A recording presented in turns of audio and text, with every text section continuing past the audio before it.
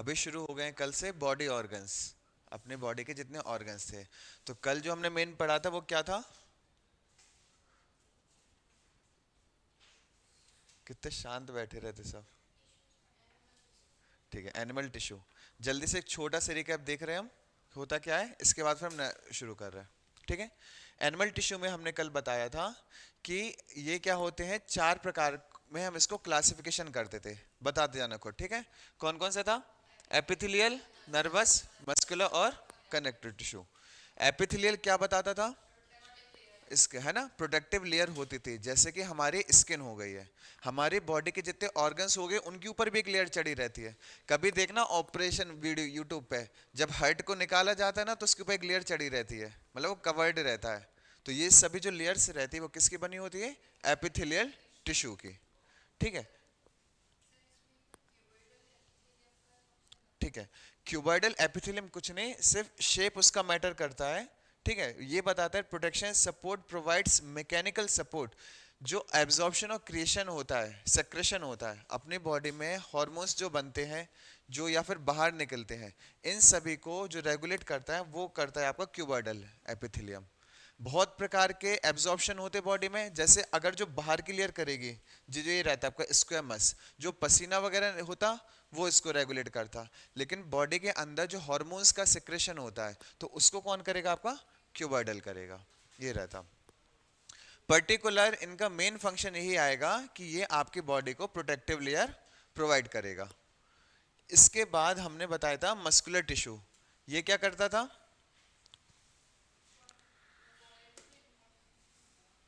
बताओ।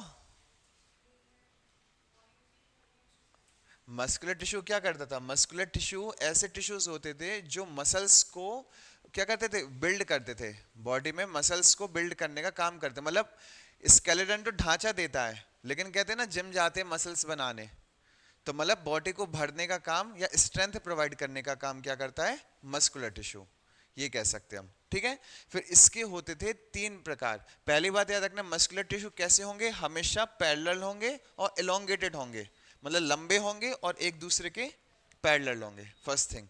दूसरी थिंग इसमें क्या थी कि ये तीन प्रकार से इनको वर्गीकृत किया गया था। पहले कहलाते थे स्ट्रेटिफाइड मसल्स, मतलब जिनको स्केलेटल भी कहते थे, या फिर वॉलेंट्री मसल्स, जो कि आपके आर्म्स में होती है, लेग्स में होती है, अपन अपने हिसाब से हाथ पांव हिला सकते हैं। ठीक है, ये किस कारण? स्ट्रेटेड मसल्स के कारण। दूसरी होती है नॉन स्ट्रेटेड मसल्स, जिनको स्मूथ मसल भी कहते हैं और इनवॉलेंट्री मसल्स भी कहा जाता है ना। इनवॉलेंट्री याद रखना, कैसी मसल्स? ऐसी मसल्स जिन पे इंसान का कंट्रोल नहीं होता, वो ऑटोमेटिकली वर्क करती रहती है। जैसे क्या? आपके फूड पैसेज, आपने खाना खाया, वो गुटक के सीधे पेट के अंदर चला गया, आपने तो सिर्फ चबा के गले तक लाए थे, वो अंदर तक ले जाने की प्रक्रिया किसने करी थी? इसने, नॉन स्टेटेड मसल्स, मतलब फूड पैसेज ने। इसी प्रकार से रेस्पिरेशन, सांस लेना या हार्ट बीट, ये सभी कौन डिपेंड करता है, किस पर डिपेंड होती है? नॉन स्टेटेड मसल्स पर।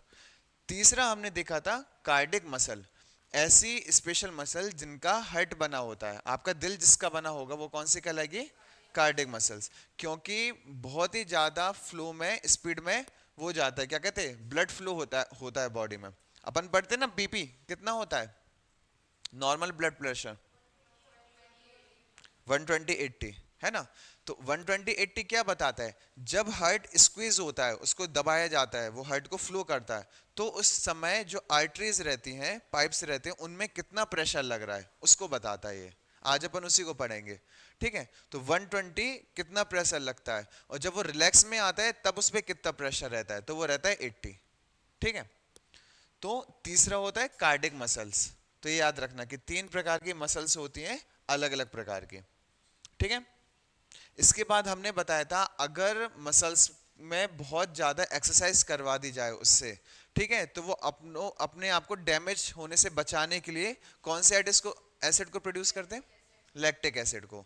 आप एक्सरसाइज करते हो, बॉडी में पेन शुरू हो जाता है। वो पेन क्यों होता है? क्योंकि मसल्स श्रिंक होना शुरू कर देती है, सिकुड़ना, कि हमसे कम वर्क करवाया जाए। और जब वो श्रिंक होती है तो उनके बीच में लैक्टिक एसिड आ जाता है। अगर कहीं भी लैक्टिक एसिड बन गया बॉडी में तो वहां पे पेन होने लगेगा, ये होता है। तीसरा था फिर कनेक्टिव टिश्यू। सभी प्रकार के टिश्यूज को जोड़ने का काम क्या करेगा आपका, कनेक्टिव टिश्यू कहलाता था। बहुत सारे प्रकार के होते थे, जिनमें सबसे मेन था पहले टेंडन। क्या क्या करता था,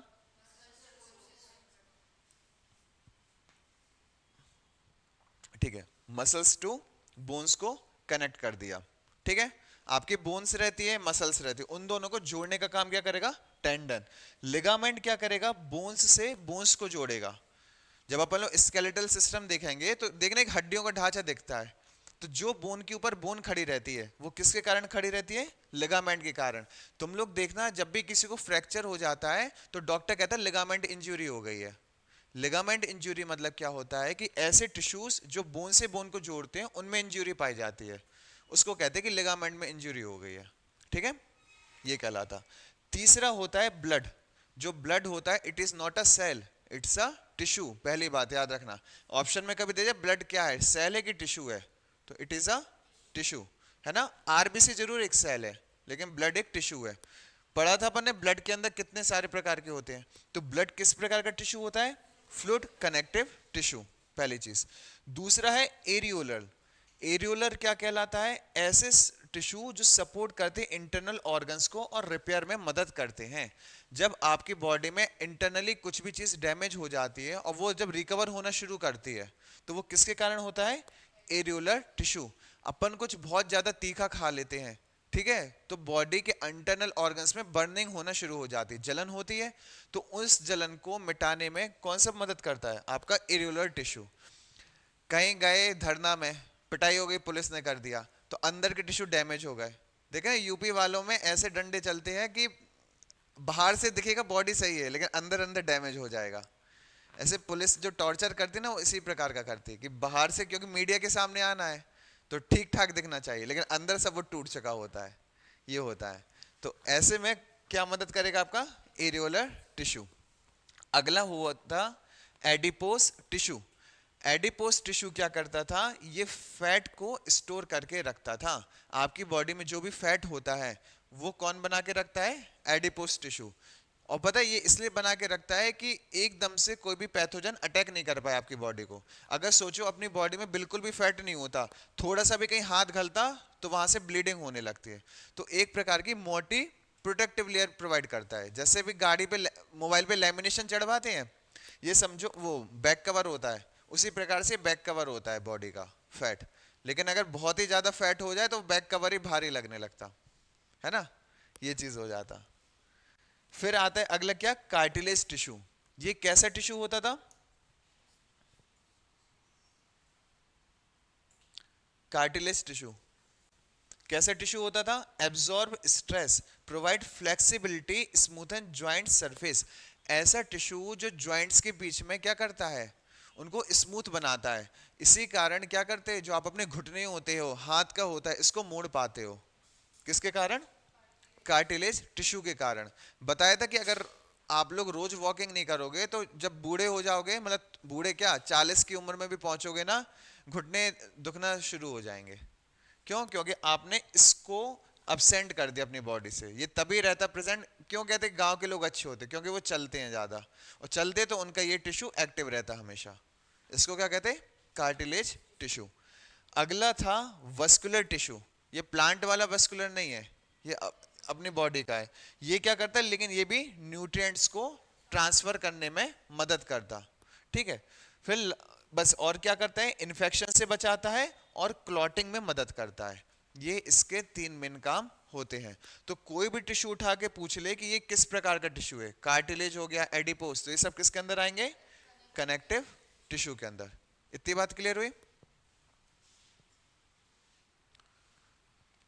इसके बाद जो हमारा अगला था, कल बताया था, वो था नर्वस टिश्यू। ये कैसा था, जैसे कि सेल का न्यूक्लियस है ना, ब्रेन होता है, तो टिश्यूज में जो सबसे मेन होता है वो होता है नर्वस टिश्यू, जो करता था पूरी बॉडी को क्या, कंट्रोल, कंट्रोल का काम करता था, है ना। और ये इसकी सबसे छोटी यूनिट कौन सी कहलाती थी, न्यूरॉन्स, है ना। न्यूरॉन्स का ये डायग्राम होता था, तो इसमें जो ये इसकी ब्रांचेस निकली इनको क्या कहते थे, डेंड्राइट्स, है ना। ये वाला एरिया पूरा क्या कहलाता था, एक्सॉन। जो पतली सी रेखा गई ना ये पूरी ब्लू कलर की, वो एक्सॉन हो गई। बीच की हो गई सेल बॉडी जो अपन साइटोप्लाज्म जैसे कहते हैं, और ये हो गया उसका न्यूक्लियस।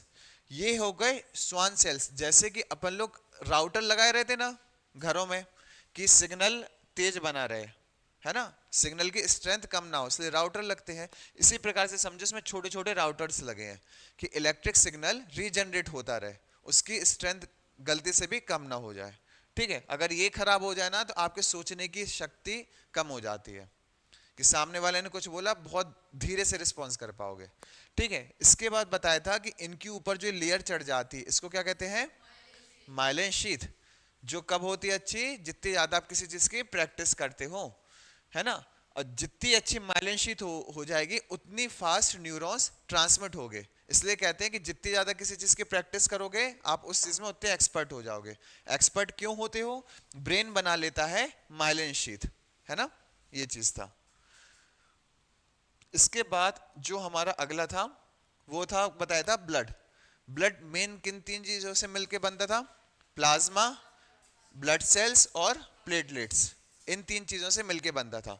प्लाज्मा जो रहता था ब्लड में वो कितना रहता था, 55%, है ना, और बाकी 45% में क्या रहता था, ब्लड सेल्स रहता था, है ना, 45 ब्लड सेल्स, और मात्र 1% जो रहता है वो किसका रहता है, वाइट ब्लड सेल्स और प्लेटलेट्स का। सोचो 1% रहते लेकिन इनका काम उतना ही बड़ा रहता है। ठीक है, फिर इसमें काम क्या बताया था प्लाज्मा का, एक काम बताओ प्लाज्मा का, जितने भी आपके क्या कहते थे डाइजेस्टेड फूड या हार्मोन्स रहते थे इनको ट्रांसपोर्ट करने का काम क्या करता था, प्लाज्मा। अपन नहीं पढ़ते कि ब्लड सब कुछ ट्रांसपोर्ट करता है, लेकिन ब्लड में भी कौन सा पार्ट ट्रांसपोर्ट करेगा, तो वो होगा प्लाज्मा। तो एक काम हो गया याद। दूसरा था आपका RBC, red blood cell. Red blood cell क्या करता था कि ये ऑक्सीजन को ब्लड में लाता था और CO2 को बाहर निकाल देता था, इसका मेन काम ये है। ठीक है, जिसकी बॉडी में आरबीसी कम होगा उसका ऑक्सीजन लेवल बार बार डाउन हो जाता है, ये हो जाती दिक्कत।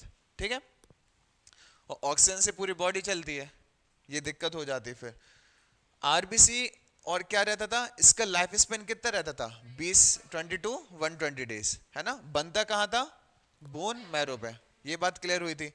इसके बाद हमने पढ़ा था कि इसके अंदर न्यूक्लियस नहीं पाया जाता, और अगर किसी की बॉडी में आरबीसी की कमी होगी तो कौन सी डिसीज होगी, एनीमिया। और फिर बताया था कि ये रेड किस कारण होता है, हीमोग्लोबिन के कारण, है ना।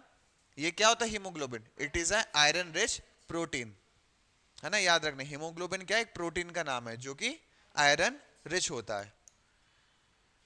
फिर बताया था white blood cells. White blood cells क्या कहलाते हैं, ऐसे सेल्स जो बॉडी में क्या करते हैं, डिफेंस सिस्टम का काम करते हैं या फिर इन्फेक्शन से बचाते हैं। इनका रेशियो कितना बताया था, 600:1। एक वाइट ब्लड सेल और कितने आरबीसी, 600 आरबीसी, इतना ज्यादा अंतर रहता है। ठीक है, इसके बाद इसको बता दें ये सिर्फ 2 से 4 दिन तक जीवित रहता है, इतना इसका लाइफ स्पेन रहता है। इसके अंदर लेकिन न्यूक्लियस प्रेजेंट रहता है। ठीक है, फिर इसके बताए थे हमने कुछ टाइप्स जिसमें थे ग्रेनुलोसाइट्स और एग्रेनुलोसाइट्स, अलग अलग इनके फंक्शन थे। जैसे कि न्यूट्रोफिल्स जो था वो बैक्टीरिया को मारता था, एसिनोफिल्स जो था वो किसको मारता था, पैरासाइट्स को मारता था, और बेसोफिल्स जो था वो हिस्टामाइन नाम का प्रोटीन रिलीज करता था जो हमको एलर्जी से बचाता है। जिसकी बॉडी में हिस्टामाइन कम हो जाता तो एलर्जी के चांसेस बढ़ जाते हैं, और सभी को किसी ना किसी प्रकार की एलर्जी होती है, ये याद रखना। एलर्जी का कभी इलाज नहीं होता, हाँ प्रिवेंशन कर सकते, जैसे कि आप मास्क लगा सकते हो, लेकिन ये नहीं कहोगे कि हम धूल में जाएंगे में वो स्नीज नहीं आएगी, ये चीज रहती है। फिर बताया था एग्रेनुलोसाइट्स, ये क्या होते थे, जैसे कि मोनोसाइट्स जो आपकी बॉडी में डेड सेल्स होते थे उनको क्लीन करने का काम करता था। हमने जैसे पढ़ा था कि लाइसोसोम्स होता था, वो एक सेल को खत्म करता था, लेकिन खत्म करने के बाद कुछ चीज तो उसकी घूम रही होगी बॉडी के अंदर, तो वो जो रेसिड्यू बचा रहता है उसको खत्म करने का काम क्या करेगा, आपका मोनोसाइट्स। सिंपल सा सीधा सीधा क्वेश्चन आएगा कि विच सेल ऑर्गेनेल या which cell is responsible to clean the dead cells, तो सीधा आंसर होगा इसका मोनोसाइट्स। अगर मोनोसाइट्स नहीं दिया ऑप्शन में तो क्या लगाओगे, व्हाइट ब्लड सेल्स। क्लियर हुआ? लिम्फोसाइट्स ये क्या होते थे? ये बी सेल और टी सेल को प्रोड्यूस करते थे। ये होते बी और टी सेल्स जो मेन होते हैं आपके किस चीज के लिए? इम्यून सिस्टम के लिए। जब भी कोई चीज बॉडी में अटैक करती है, कोई भी पैथोजन, तो ये दोनों सेल से लड़ते हैं उससे। कैंसर जो होता है या HIV एड्स होता है, सबसे पहले इन्हीं सेल पे अटैक करता है, अपने इम्यून सिस्टम को डैमेज करता है, कि बाकी आसानी से सब अपने आप डैमेज हो जाएगा। कहते हैं ना, सेनापति को मार दो राज्य जीत जाओगे, बिना राजा को मारे, बस सेनापति को अपने साइड कर लो। ये चीज है यहाँ। इसके बाद बताया था थ्रोम्बोसाइट्स। थ्रोम्बोसाइट्स को क्या, प्लेटलेट्स को क्या कहते थे? थ्रोम्बोसाइट्स। आरबीसी को क्या कहते थे? हमने बताया नहीं तो पढ़ा ही नहीं। आरबीसी को क्या कहते थे? एर्थ्रोसाइट्स। बताया था कि नहीं?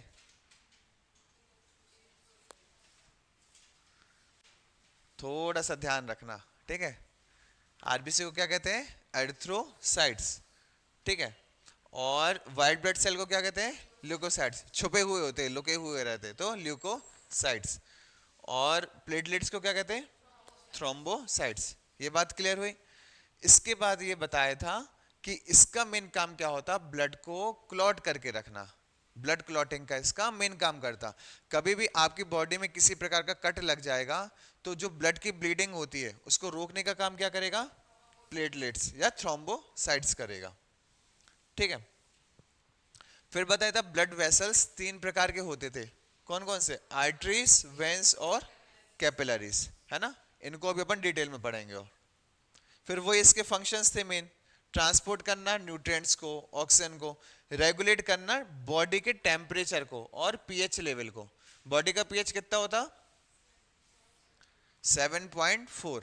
याद रखना, ह्यूमन बॉडी का पीएच होता 7.4, है ना। और वाटर का कितना होता? 7। जो नॉर्मल वाटर होता है वो न्यूट्रल रहता है, ना एसिडिक ना बेसिक।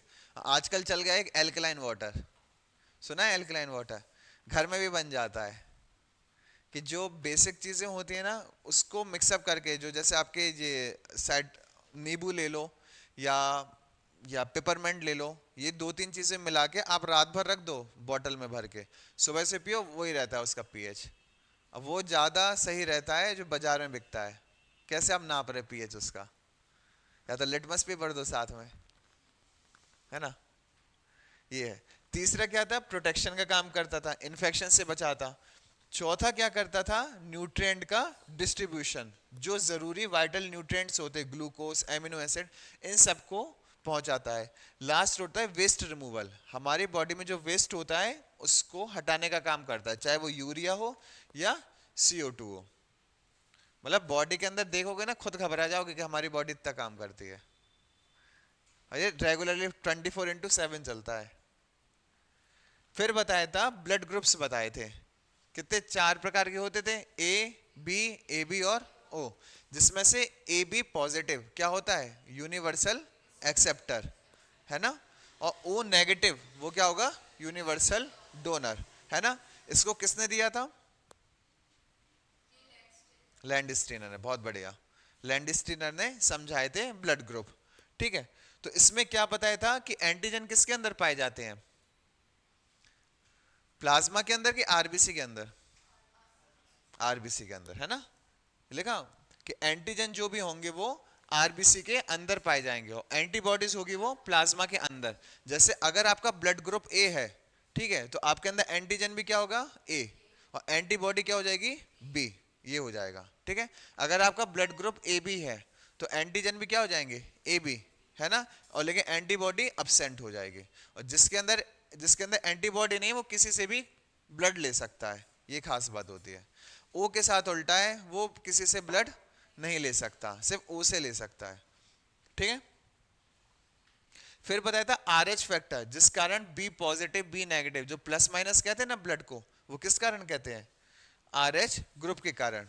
रेसिस मंकी पर किया गया था, इसलिए इसका नाम RH रखा गया है। अगर आपके ब्लड में RH एंटीजन जो प्रोटीन होता है ये पाया जाएगा तो आप पॉजिटिव कहलाओगे, नहीं पाया जाएगा तो नेगेटिव होगा।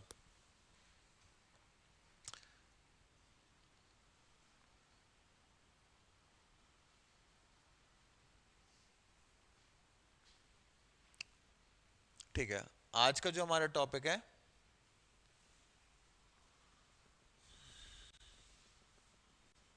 That is nervous system. आज देखो तुम्हारा दिमाग कैसे चलवाएंगे हम। ठीक है, अपनी कॉपीज निकाल लो और नोट डाउन करते जाना। अब तुम लोग खुद देखना कि जब क्लास में हम रिवाइज करवाते हैं, जो तुम लोगों ने खुद सिनॉप्सिस में लिखा वो तुम लोग को सबसे जल्दी ट्रिगर करता है, बजाय जो हम यहाँ स्लाइड्स में दिखाते हैं।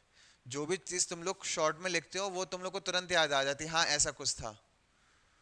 क्योंकि स्लाइड्स में अपन खुद देख लो कि मूवी में पूरी मूवी अपन देख लेते हैं, लेकिन कुछ मूवी के सिर्फ कुछ डायलॉग के लिए याद रहते हैं। क्यों? क्योंकि उसको हम बार बार दोहराते रहते हैं। वही चीज यहाँ पे होती है कि जो चीज आप एक बार लिख लोगे ना तो वो थोड़ी सी माइंड में बैठ जाती है। हम बोलते कुछ नहीं, सिर्फ कीवर्ड्स लिखा करो। जैसे कि गूगल में होता है ना कि हाइपर लिंक पे क्लिक किया बाकी सब खुल गया, ऐसे अपने दिमाग को बनाओ कि अगर हमने नर्वस सिस्टम कह दिया, उसको सोचते ही आप ये पूरा डायग्राम सोच लो कि ये इसमें पार्ट्स होते हैं। ठीक है, चलो इसका क्या बताता है? Nervous system is a complex network of nerves.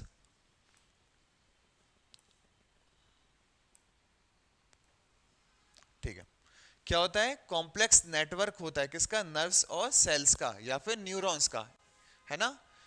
कि it is a group of neurons या complex network of nerves and neurons that transfer signals between different parts of body. और किस रूप में करता है? Electric signals.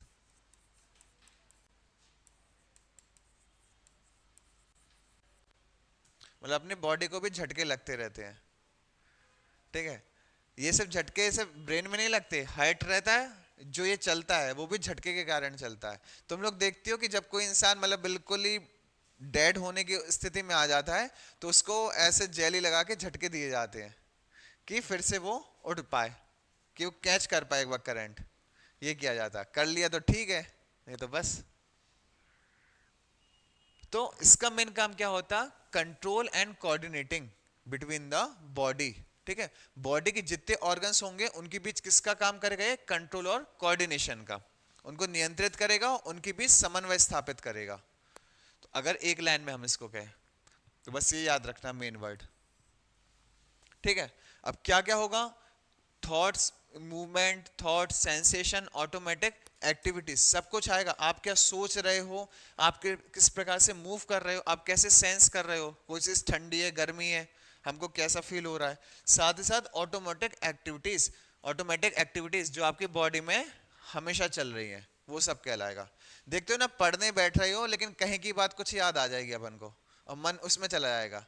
मतलब अपन चाह भी नहीं रहता मैं ये बात याद आए, लेकिन वो चीज याद आ जाएगी। ये कहलाती है ऑटोमेटिक एक्टिविटी। उसको जो कुछ मिला वो सब कुछ पटक देता सामने, है ना? तो इसलिए बोलते कि कुछ भी चीज पढ़ो या सोचो या देखो, बहुत ही सोच समझ के उसको देखो। क्योंकि दिमाग अगर एक बार किसी चीज को देख लेता वो कहीं ना कहीं रिवॉल्व होके आपको बार बार उस चीज के पास लाएगा। ये होता है। होता अपन लोग कुछ खराब खा लो तो वो तो एक बार डाइजेस्ट होके बाहर भी निकल जाएगा, लेकिन दिमाग में चला गया वो नहीं जाएगा कभी। इसे कहते अच्छी चीजें बोलते कि प्रवचन सुनो। ठीक है, अब इसका होता था, दो प्रकार के होते थे, सेंट्रल नर्वस सिस्टम और पेरिफेरल नर्वस सिस्टम। देखना किस प्रकार से। सेंट्रल नर्वस सिस्टम दो भागों में बटा रहता है, ब्रेन और स्पाइनल कॉर्ड। ठीक है, और पेरिफेरल नर्वस सिस्टम बटा रहता था ऑटोनॉमिक और सोमैटिक नर्वस सिस्टम में। ठीक है, ये डायग्राम बस बना लो, फिर इसमें देख रहे हैं क्या क्या होता। और ऑटोनॉमिक जो होता है वो फिर दो भागों में बटा रहता था, सिंपैथेटिक और पैरा सिंपैथेटिक। हो गया था इतना?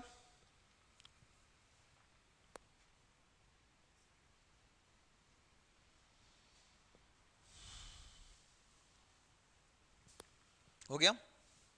ठीक है, अब देखो मेन चीज, अब सबके सिर्फ कीवर्ड्स लिखते जाना जो उसका मेन फंक्शन होता। सबसे पहले हमने बताया ब्रेन।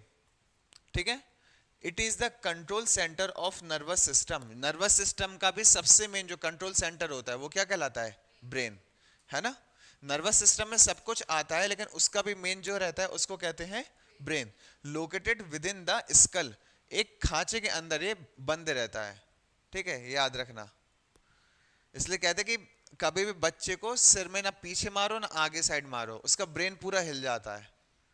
सही बात है कि मतलब वो कहते हैं ना कि पीछे मार दिया, पीछे कभी नहीं मारना चाहिए ना, आगे आगे तो वैसे भी नहीं, पीछे भी कभी नहीं मारना चाहिए।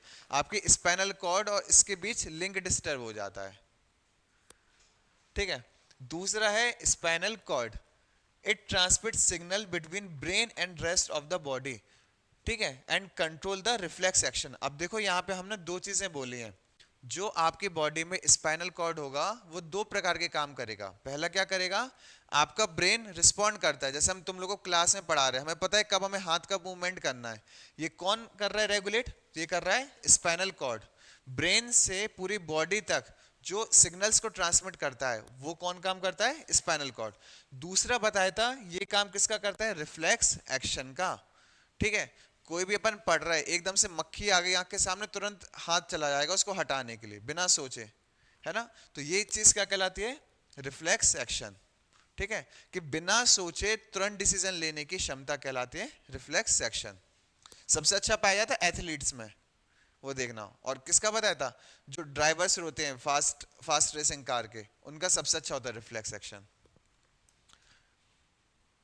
क्रिकेटर्स का होता है कि कैसे बॉल कब स्विंग हो रही है, कब हमको कैसा हिट करना है, तो वो भी क्या किस पे डिपेंड करेगा, आपके रिफ्लेक्स एक्शन पर। फिर इसके बाद होता था peripheral nervous system. Central nervous system के दो होते हैं भाग, ब्रेन हो गया और स्पाइनल कॉर्ड, दोनों के अलग अलग हो गए फंक्शन। जो पेरिफेरल नर्वस सिस्टम होता है, इसके जो क्या रहते हैं, the PNS consist all the nerves outside the CNS including cranial nerves and spinal nerves. जो आपके ब्रेन के बाहर जितनी भी नर्व्स पाई जाएंगी वो सब किसके अंदर आ जाएंगी, पेरिफेरल नर्वस सिस्टम। पेरिफेरी क्या कहलाता है, पेरिफेरी मतलब जो आसपास की चीजें होती हैं उसको कहते हैं हम पेरिफेरी, है ना। तो वही चीज इसमें रहता है। अब इसके अंदर भी हमने पढ़े थे, सबसे पहले क्या था, सोमैटिक नर्वस सिस्टम। ये क्या करता था, control voluntary movement of skeletal muscles. जो आपकी मसल्स रहती हैं वॉलेंट्री, मतलब जिसको हम खुद चाहते हैं, जैसे हम अपना हाथ उठा रहे हैं, तो ये इसको डायरेक्शन कौन दे रहा है, सोमैटिक नर्वस सिस्टम। जो आपकी स्केलेटल मसल्स को कंट्रोल करता है उसको हम क्या कहेंगे, सोमैटिक नर्वस सिस्टम। दूसरा हमने देखा था ऑटोनॉमिक नर्वस सिस्टम। सोमैटिक हो गया जो आपको, जो आप जैसा मूवमेंट करना चाहो वैसा कर पा रहे हो, तो वो कर पाते सोमैटिक के कारण। ऑटोनॉमिक क्या होता, ये इसके नाम में क्लियर है, ये इनवॉलेंट्री बॉडी फंक्शंस को कंट्रोल करता है। इनवॉलेंट्री मतलब कैसे, जैसे कि हार्ट बीट हो गई है, डाइजेशन हो गया है, रेस्पिरेशन हो गया है, इन सभी को जो कंट्रोल करता है वो क्या हो गया, ऑटोनॉमिक। क्लियर बात। इसके जो कहते हैं ना कि पैरालिसिस हो गया है, पैरालिसिस जब होता है तो आपका जो सोमैटिक नर्वस सिस्टम होता है ना, इन दोनों में से किसी एक में होगा पैरालिसिस। ठीक है, अगर इसमें हो जाएगा तो इंसान तो गया काम से, है ना, क्योंकि उसने हार्ट बीट भी रोक दिया तो गया। इसमें क्या होता है, अगर एक्सट्रीम कंडीशन होगी तो वो कॉमा में चला जाएगा। वो चाह कर भी, कहते हैं ना कि जैसे किसी की हाफ बॉडी पैरालाइज्ड हो जाती है, उसका एक बॉडी पूरी काम कर रही है लेकिन एक बॉडी को हिला भी नहीं पा रहा, कुछ भी कर लो वो हिला नहीं पा रहा। वो किस कारण, जो आपका सोमैटिक नर्वस सिस्टम होता है ना, वो कहीं ना कहीं उसमें क्लॉट आ जाता है, ब्लड की क्लॉटिंग हो जाती है, जिसके कारण सिग्नल्स होते हैं ना वो ट्रांसफर नहीं हो पाते हैं। जैसे ये समझो अपन लोग पानी डालते हैं सटक से, और बीच में सटक पे पैर रख लो तो पानी नहीं आएगा, उस साइड नहीं आएगा। वही चीज हो जाती है यहाँ पे कि सटक पे पैर रख दिया मतलब वहां पे खून का थोड़ा सा थक्का जम गया है ना, गाढ़ा खून चला गया है, तो जिस कारण इलेक्ट्रिक सिग्नल्स ट्रांसफर नहीं हो पाते और उस कारण पैरालिसिस हो जाता है। इसलिए सबसे महंगे होते डॉक्टर वो होते न्यूरोलॉजिस्ट, उनको खुद नहीं पता लेकिन इलाज चलता रहता है। और क्योंकि ब्रेन इतना, उनकी भी गलती नहीं, ब्रेन इतना ज्यादा ऐसा ऑर्गन है जिसके ऊपर अभी भी स्टडीज होती हैं, क्योंकि सबका ब्रेन अलग अलग प्रकार से फंक्शन करता है। आप सोच लो जितने इंसान यहाँ अपने क्लास में अपन बैठे, सबके सोचने की अलग अलग क्षमता है और सोचने का पैटर्न भी अलग अलग है कि हम किस प्रकार से सोचना चाह रहे हैं। तो ये होता है ब्रेन के साथ, ठीक है। इसलिए सबसे अच्छी जॉब कहलाती है कि न्यूरोलॉजिस्ट बन जाओ, रिसर्च करते रहो और नई नई चीजें सीखते रहो। फिर था इसके बाद सिंपैथेटिक, ऑटोनॉमिक में पढ़ा था, पहला क्या था, sympathetic nervous system prepares the body for fight flight response during stressful situation। हमने कल जैसे बताया था कि अगर आप जा रहे हो थके हुए हो, बीच में कोई कुत्ता मिल जाए, वो पीछे पड़ जाए, तो दौड़ने लगोगे चाहे जितनी थकान हो। क्यों दौड़ने लगोगे? क्योंकि आपका सिंपैथेटिक नर्वस सिस्टम कहेगा कि बेटा अभी दौड़ लो, नहीं तो इंजेक्शन लगेंगे। ठीक है? तो वो क्या करता, फाइट और फ्लाइट रिस्पॉन्स को आगे करता है, या तो लड़ लो या तो भाग लो, इसको ये कहते हैं, है ना, फाइट फ्लाइट रिस्पॉन्स। इसको और हम अपन डिटेल में पढ़ेंगे जब अपन लोग हॉर्मोन्स पढ़ेंगे। ठीक है? अभी बस ये याद रखो कि ऑटोनॉम सिंपैथेटिक नर्वस सिस्टम क्या करता, बॉडी को प्रिपेयर करता है किस चीज के लिए, फाइट फ्लाइट रिस्पॉन्स के लिए। कब? स्ट्रेसफुल सिचुएशन के लिए। जब भी आप स्ट्रेस में होंगे ना, आपका ये काम करना शुरू कर देता। अपन कहते हो कि इस तनाव में दिमाग काम करना बंद कर देता, बंद नहीं करता, ये वाला डोमिनेट करने लगता है, ये चीज हो जाती है। और ये इतनी ज्यादा एकदम से एनर्जी दिखाता है कि आप सोच ही नहीं पाते, आप एक्शन ले लेते हो। खुद देख लो, जब अपन गुस्सा करते हैं, ज्यादा जोर से मारेंगे सामने वाले को, लेकिन सोचेंगे नहीं कि हम क्या कर रहे हैं। ये चीज हो जाती है कि वो एनर्जी पूरी यूज कर देगा जितनी उसके पास होगी, लेकिन वो सोचेगा नहीं कि हम क्या कर रहे हैं। बस वो ये देखता है कि खुद को बचाना है, उसका एक लक्ष्य होता है। ठीक है? वो गुस्सा करके मत देखना किसी पर। दूसरा हो गया पैरासिम्पैथेटिक नर्वस सिस्टम। पैरासिम्पैथेटिक वो होता है जब गुस्से के बाद की स्थिति होती है। Promotes rest and digest function, conserving energy during restful state. जब आराम से सोते हैं अपन लोग, कभी भी टहलते हैं, बैठे हैं आराम से, जो आलस होता है ना, वो इसके कारण होता है शुरू। मतलब आलस तो अपन करते हैं ज्यादा, ये क्या करता है कि बॉडी को रेस्ट की जरूरत है, तो वो बोलता है उस टाइम मोबाइल नहीं चलाओ, वो अपन गलती कर देते हैं। जब एक समय देखना, अपन कहते हैं ना रात को नींद नहीं आ रही, एक समय होगा ऐसा कि आपको बहुत तेज नींद आएगी, कितने बजे, 8 बजे हो, 9 बजे, 10 बजे आंखें झपकने लगेंगी। वो क्यों? तब ये बॉडी खुद कहती है कि हमें अभी तुम रेस्ट करवा दो, तो हम बाकी पूरे टाइम पे चार्ज रहेंगे। लेकिन अपन की उल्टी चलती कि 12 बजे सोना तो 12 बजे सोना, चाहे उस समय नींद नहीं आए, ये रहता है। कहते हैं ना कि जो ऋषि मुनि होते हैं वो कुछ समय बस सोते हैं, उनकी बॉडी अच्छी रहती है, मतलब कुछ घंटे की नींद। वो क्यों कर देते? क्योंकि उनकी बायोलॉजिकल क्लॉक इस प्रकार की रहती है कि उनकी बॉडी एक फिक्स टाइम पे नींद मांगती है, ये होता है। तो पैरासिम्पैथेटिक नर्वस सिस्टम क्या करता है, आपको रेस्ट करने का फंक्शन देता है कि पूरी बॉडी रिकवर हो जाए। अगर ये फंक्शन काम करना बंद कर देगा ना, आप तुरंत थकने लगोगे, थोड़ा सा काम किया थक जाओगे, क्योंकि आपकी बॉडी का क्या ये रिचार्ज है ना, आपकी बॉडी रिचार्ज ही नहीं हो पा रही है। अब सोचो ब्रेन का भी हर पार्ट कितना महत्वपूर्ण है, एक भी पार्ट खराब हो गया तो पूरी बॉडी डैमेज। आगे समझ में किसका क्या क्या काम रहता। सिंपैथेटिक क्या करेगा, फाइट और फ्लाइट के लिए करेगा, और जो पैरासिम्पैथेटिक रहेगा वो क्यों रहेगा, रेस्ट और डाइजेस्ट के लिए। क्लियर? जो खाना पचता है, कहते ना खाना खाने के बाद अच्छी नींद आती, इसी कारण बोला रेस्ट करो तुम, हम अपना काम कर रहे हैं। अब जो मेन आता है उसमें तो छोटा सा बनने पड़ा था ब्रेन, कि ब्रेन होता है कंट्रोल करता है पूरी बॉडी को। अब देखो कंट्रोल कैसे करेगा, सब पढ़ोगे तुम लोग आज। जो ब्रेन की ऊपर लेयर चढ़ी रहती है, एक तुम लोग को बीमारी पढ़ाई थी मेनिंगाइटिस, पढ़ाई थी कि जब आपकी बॉडी क्या होती थी, जो मेनिंगिस सॉलो करने लगती, फूलने लगती है, तो जो ब्रेन की कवरिंग होती है वो किस ब्रेन मेम्ब्रेन से होती है, मेनिंगिस, ये याद रखना है ना। जो ब्रेन के ऊपर एक लेयर चढ़ी रहती है, कवर रहता है, वो किसका रहता है, मेनिंगिस का। एक जो ब्रेन का वेट होता है औसतन वो रहता है 1 से 1.5 किलो, है ना। तो सभी के ये नहीं कहते इसका छोटा दिमाग है बड़ा दिमाग है, सबका एक समान दिमाग रहता है। डिपेंड क्या करता है, न्यूरल नेटवर्क्स पर, जो बताए थे ना अभी एक्सॉन, पूरा न्यूरॉन बताया था। आप जितने ज्यादा किसी चीज की प्रैक्टिस करोगे, आपका न्यूरल नेटवर्क उतना ही अच्छा होता जाएगा, ये चीज था। ठीक है, ये हो गया, वेट हो गया।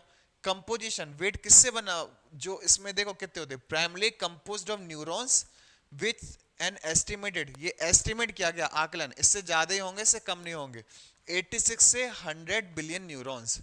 अब 1 बिलियन में कितने होते हैं, 10 करोड़, है ना। 1 मिलियन 10 लाख, 1 बिलियन 10 करोड़, 10 करोड़। अब 86 कर लो मल्टीप्लाई 10 करोड़ से, 860 करोड़, इतने न्यूरॉन्स पाए जाते।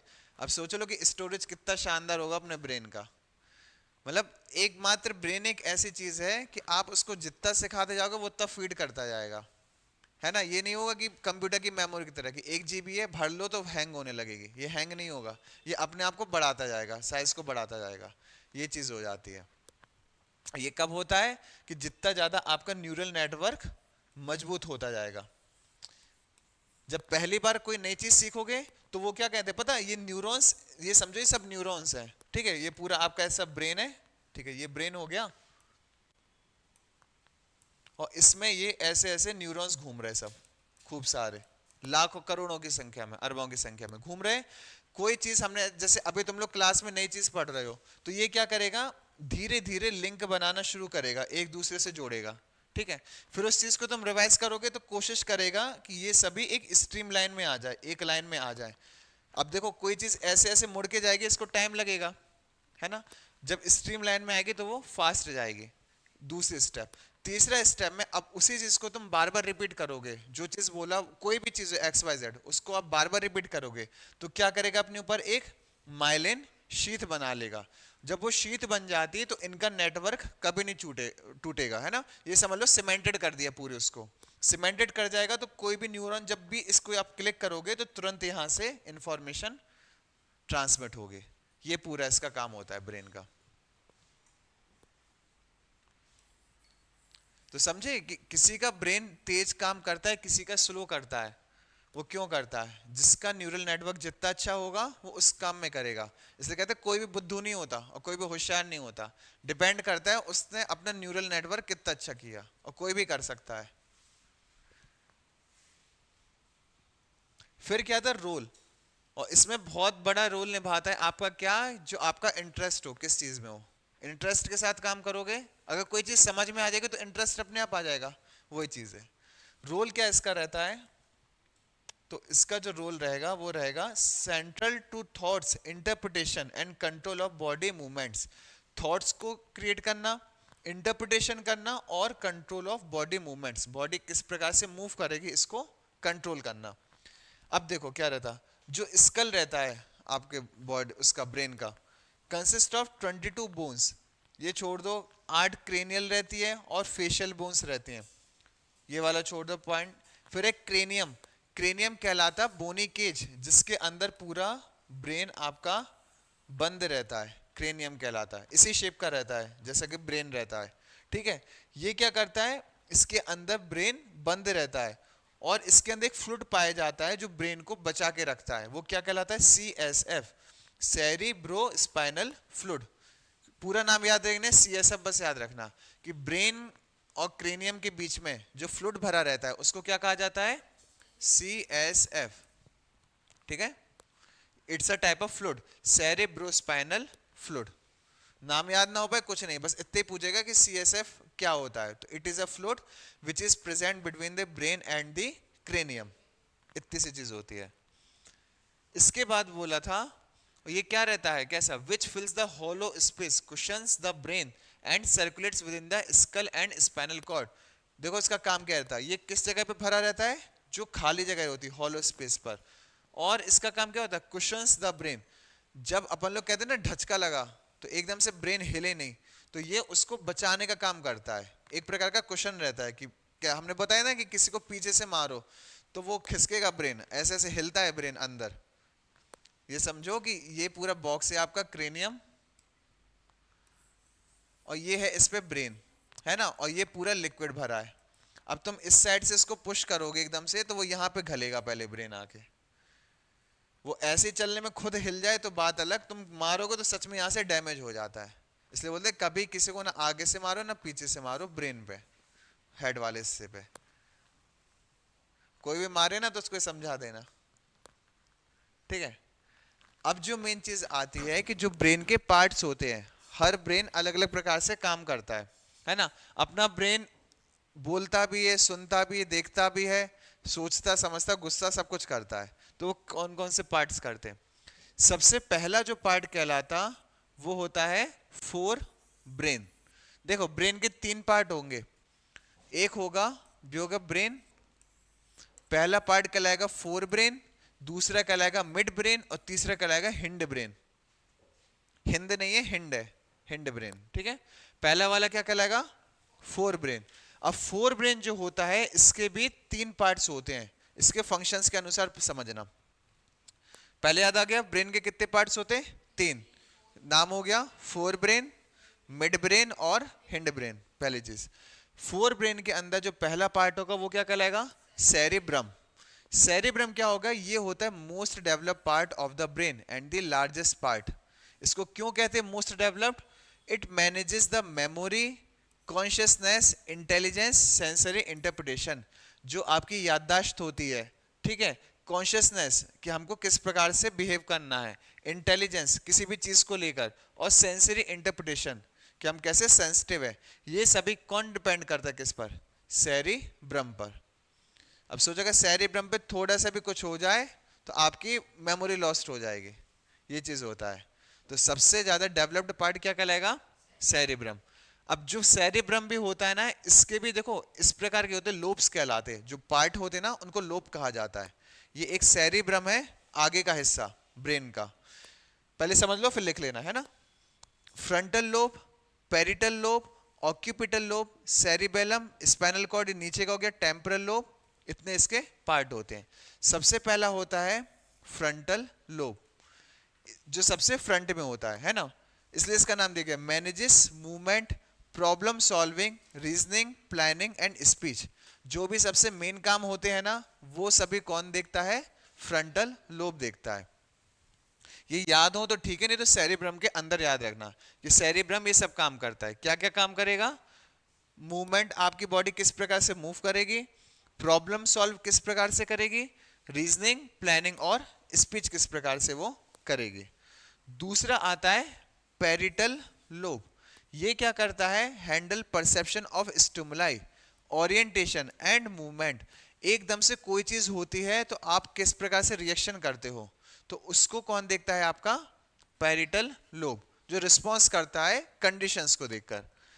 तीसरा होता है ऑक्यूपिटल लोब। ये क्या करता है? विजुअल प्रोसेसिंग, आप क्या देख पा रहे हो, ये किस पर डिपेंड करेगा?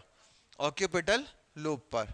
ये सभी अगर ये याद नहीं रखना, ये सिर्फ नाम याद रखना कि फ्रंटल होता है, पेरिटल होता है, ऑक्यूपिटल होता है, टेम्पोरल होता है। ये हमने अंदर का बता दिया, लेकिन ये सब किसके अंदर आते हैं? सेरिब्रम के, बस इतना याद रखना।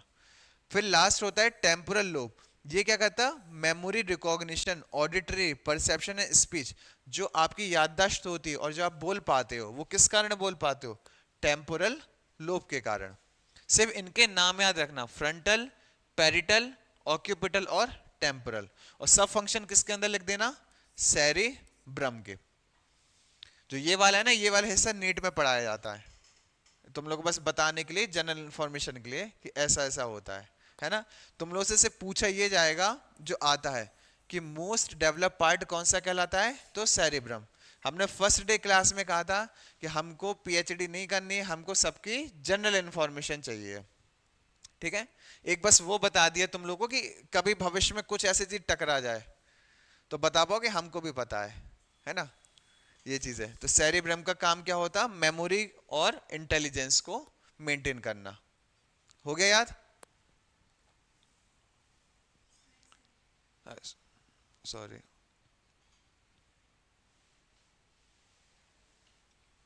लिख लो पहले इसको।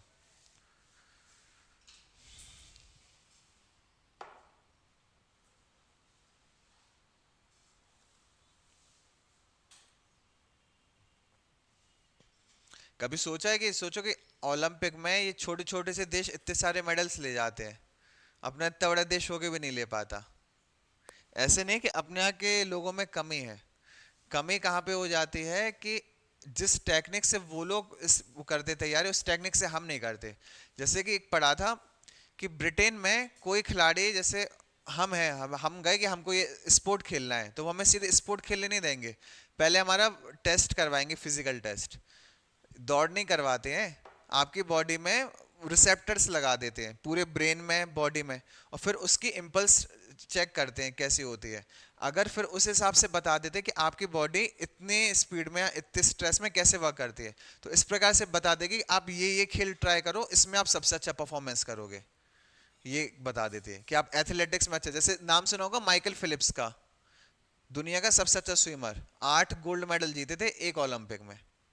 बहुत बड़ी बात कहलाती, अपने आप तो राष्ट्रपति बना देते।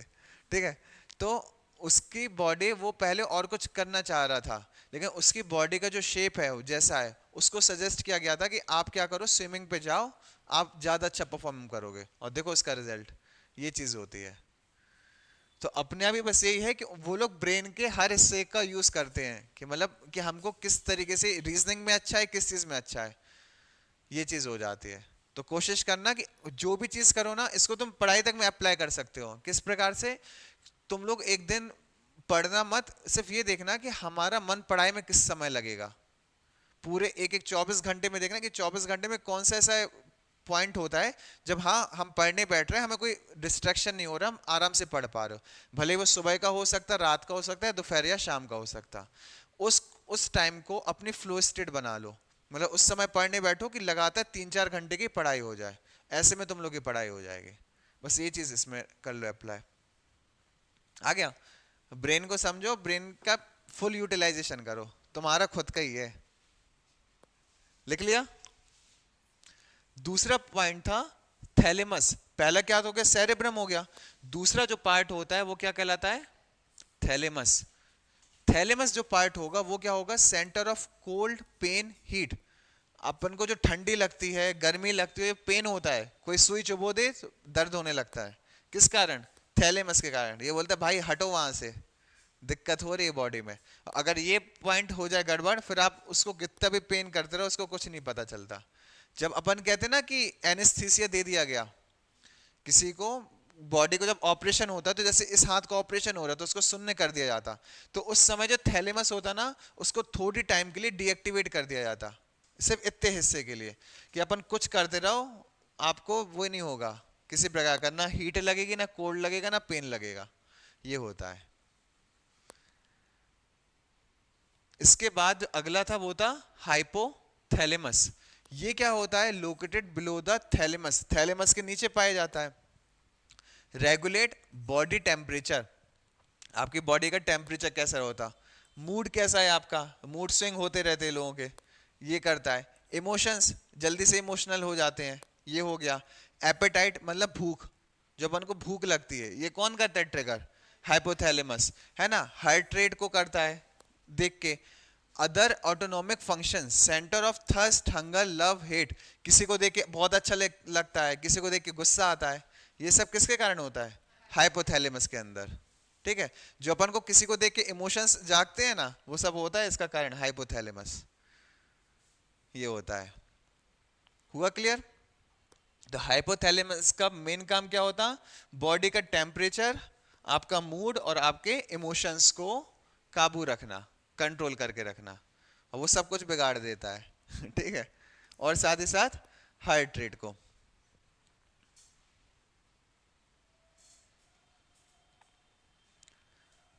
कोई ज्यादा इमोशनल हो, बोला तुम्हारा हाइपोथैलेमस ज्यादा एक्टिव रहता है।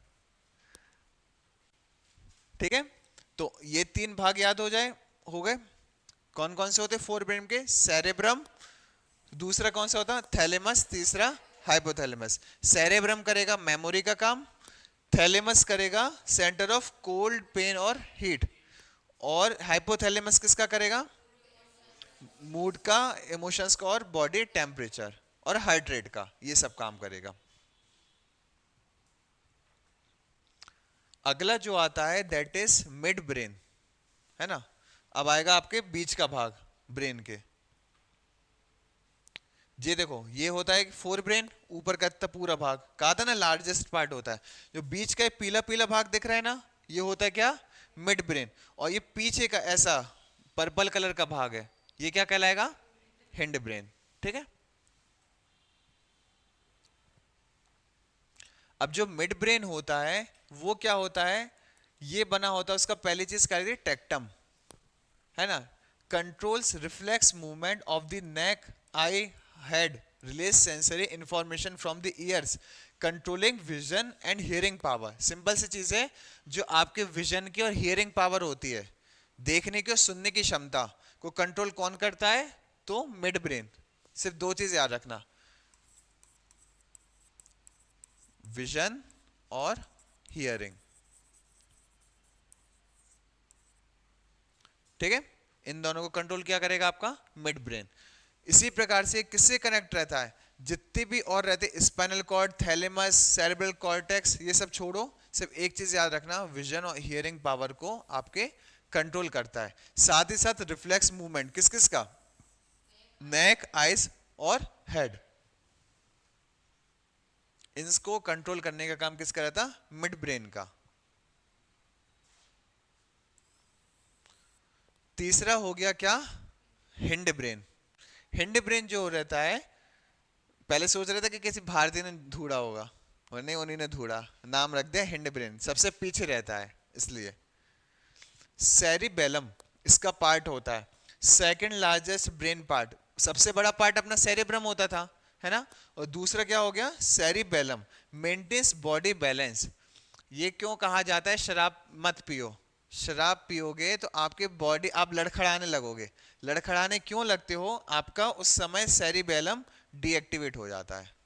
जैसे आपने थोड़ी भी अल्कोहलिक ड्रिंक ली तो सेरिबेलम डीएक्टिवेट हो गया, जिसके कारण क्या हो गया, आप अपनी बॉडी पे बैलेंस ही नहीं कर पाओगे, तुरंत लुढ़कने लगोगे, ये इस कारण होता है। ठीक है, तो इसलिए मत बताएगा, कोई बोलता है शराब पीना अच्छी बात नहीं, तो बताया करो क्यों नहीं अच्छी बात है, कि भाई सेरिबेलम डिस्टर्ब हो जाएगा, आप चल नहीं पाओगे ढंग से, ये चीज हो जाएगी। अब ये सबकी बॉडी के ऊपर अलग अलग डिपेंड करेगा वो कितनी देर में रिकवर हो पा रहा है। वो है कि नींबू चाटो, मतलब मूवीज में तो ये देखा। फिर दूसरा होता मेडुला ऑब्लेंगेटा, ये पार्ट क्या करता है, it located in the lowest brain region, सबसे नीचे पाया जाता है ब्रेन के रीजन में, कंट्रोल ऑटोनॉमिक फंक्शन, जो ऑटोनॉमिक फंक्शन होते थे ना, जैसे कि हार्ट बीट, रेस्पिरेशन, यहाँ तक कि स्नीजिंग मतलब वो छींकना, और डाइजेशन, ये सभी को कंट्रोल क्या करेगा आपका मेडुला ऑब्लेंगेटा। सीधा सीधा क्वेश्चन आ जाएगा कि हार्ट बीट और रेस्पिरेशन को ब्रेन का कौन सा पार्ट रेगुलेट करता है, तो क्या करेगा मेडुला ऑब्लेंगेटा। क्लियर। लास्ट हो गया पोन्स। पोन्स क्या होता है, position between medulla and mid brain, regulates respiration and sleep cycle. ये एक तो ब्रिज की तरह काम करता है, जो आपका मिड ब्रेन रहता है और हिंड ब्रेन, इनके बीच में ब्रिज की तरह काम करेगा, पहली चीज। और दूसरा क्या है, जो आपकी रेस्पिरेशन होगी और स्लीप साइकिल होगी, उसको क्या करेगा, ये रेगुलेट करेगा। आप कितने घंटे सो पा रहे हो, है ना, कितने घंटे की नींद आ रही है, ये सब कौन देखेगा, पोन्स देखेगा। ठीक है, तो क्या क्या होगा इसके भाग, मिड ब्रेन क्या क्या देखेगा, विजन और हियरिंग। हिंड ब्रेन क्या क्या देखेगा, पहला होता है सेरिबेलम, जो करेगा बॉडी को बैलेंस। दूसरा हो गया मेडुला ऑब्लेंगेटा, जिसका काम क्या होगा, आपके ऑटोनॉमिक फंक्शंस को करेगा। कोई भी दो तीन याद रख लो, जैसे कि हार्ट रेट हो गया, रेस्पिरेशन हो गया, स्नीजिंग और डाइजेशन हो गया। फिर हो गया पोन्स, ये क्या करेगा, एक तो ब्रिज की तरह काम करेगा मेडुला और मिड ब्रेन के बीच, पहली चीज। दूसरा हो गया रेस्पिरेशन और स्लीप साइकिल को भी रेगुलेट करेगा। आपकी स्लीप साइकिल कौन रेगुलेट करेगा, पोन्स। इसके बाद जो भाग आता है वो कहलाता है स्पाइनल कॉर्ड, जो सबसे नीचे पाया जाता है। अभी पढ़ा था स्पाइनल कॉर्ड, ये जो गई है, ठीक है, स्टिक से गई है, ये कहलाती है स्पाइनल कॉर्ड। इसका काम क्या रहेगा, इसका काम रहेगा, ये पोस्टीरियर रीजन होगा मेडुला ऑब्लेंगेटा का पीछे का रीजन, पहली बात। दूसरा क्या होगा, सेंटर ऑफ रिफ्लेक्स एक्शन, अपन जितनी जल्दी जो रिस्पॉन्स करते हैं ना, वो किस कारण करते हैं, स्पाइनल कॉर्ड के कारण। तीसरा, carries impulse coming out of brain, ये इंपल्स को कैरी करता है जो ब्रेन से आपके निकलते हैं, पूरी बॉडी में इलेक्ट्रिक सिग्नल्स पहुंचाने का काम कौन करेगा, स्पाइनल कॉर्ड। तो दो काम होगा स्पाइनल कॉर्ड के, पहला क्या हो गया काम, कि रिफ्लेक्स एक्शन को रेगुलेट करेगा, दूसरा हो गया पूरी बॉडी में इलेक्ट्रिक सिग्नल्स को पहुंचाने का काम करेगा।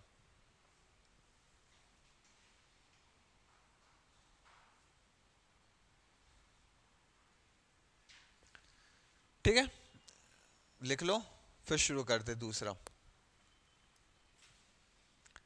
बॉडी ऑर्गन्स बहुत शानदार है,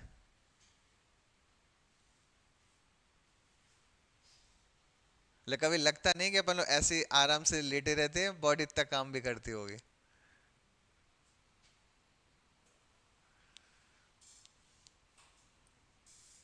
पूरा ब्रेन देख लो अपना, मतलब जो लिखा है, इसमें कोई डाउट?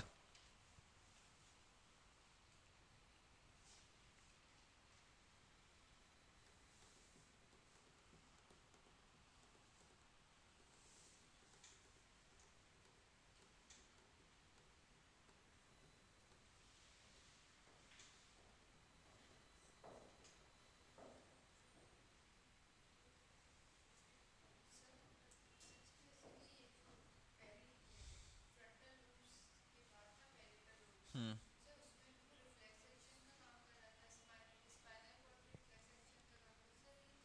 ये दोनों इसलिए ऐसे अलग अलग करते हैं कि आपकी बॉडी में जैसे नीचे जब जाता है, ये मेन काम करता है, जो स्पाइनल कॉर्ड रहता है ये सबसे पहले ट्रिगर करता है उसको, उसको फिर आगे बढ़ाने का काम करेगा, वो करेंगे पेरिफेरल वाले लोब्स, ये चीज हो जाती है।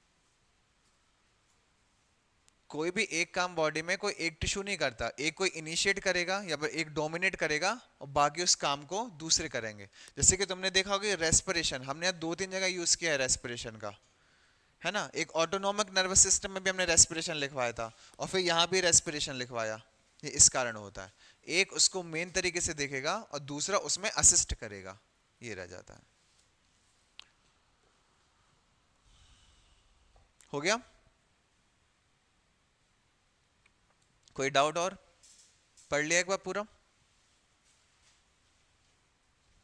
देखो अभी क्लास में पूछ लोगे तो याद हो जाएगा अच्छे से, वो मत झिझकना कि नहीं बन रहा है, रहने दो, जो चीज डाउट हो वो सीधे सीधे पूछ लो।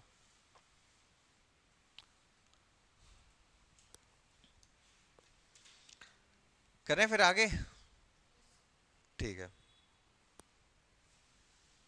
अगला जो आज हमारा टॉपिक है दैट इज रेस्पिरेटरी सिस्टम। अब ब्रेन का काम देख ले, अब देखेंगे सांस कैसे लेते हैं, ठीक है। ये बहुत अच्छा टॉपिक लगता। देखो इस प्रकार से दिखते हो तुम सभी, मतलब हम भी, ठीक है। इसमें क्या रहता है, सबसे पहले नेजल कैविटी, ठीक है। फिर रहता, अभी सिर्फ नाम देख लो, फिर इसके बाद क्या आता, फायरनेक्स, फिर इसके बाद आता है एपिग्लोटिस, यहाँ लिखा नहीं है अभी बता रहे, एपिग्लोटिस।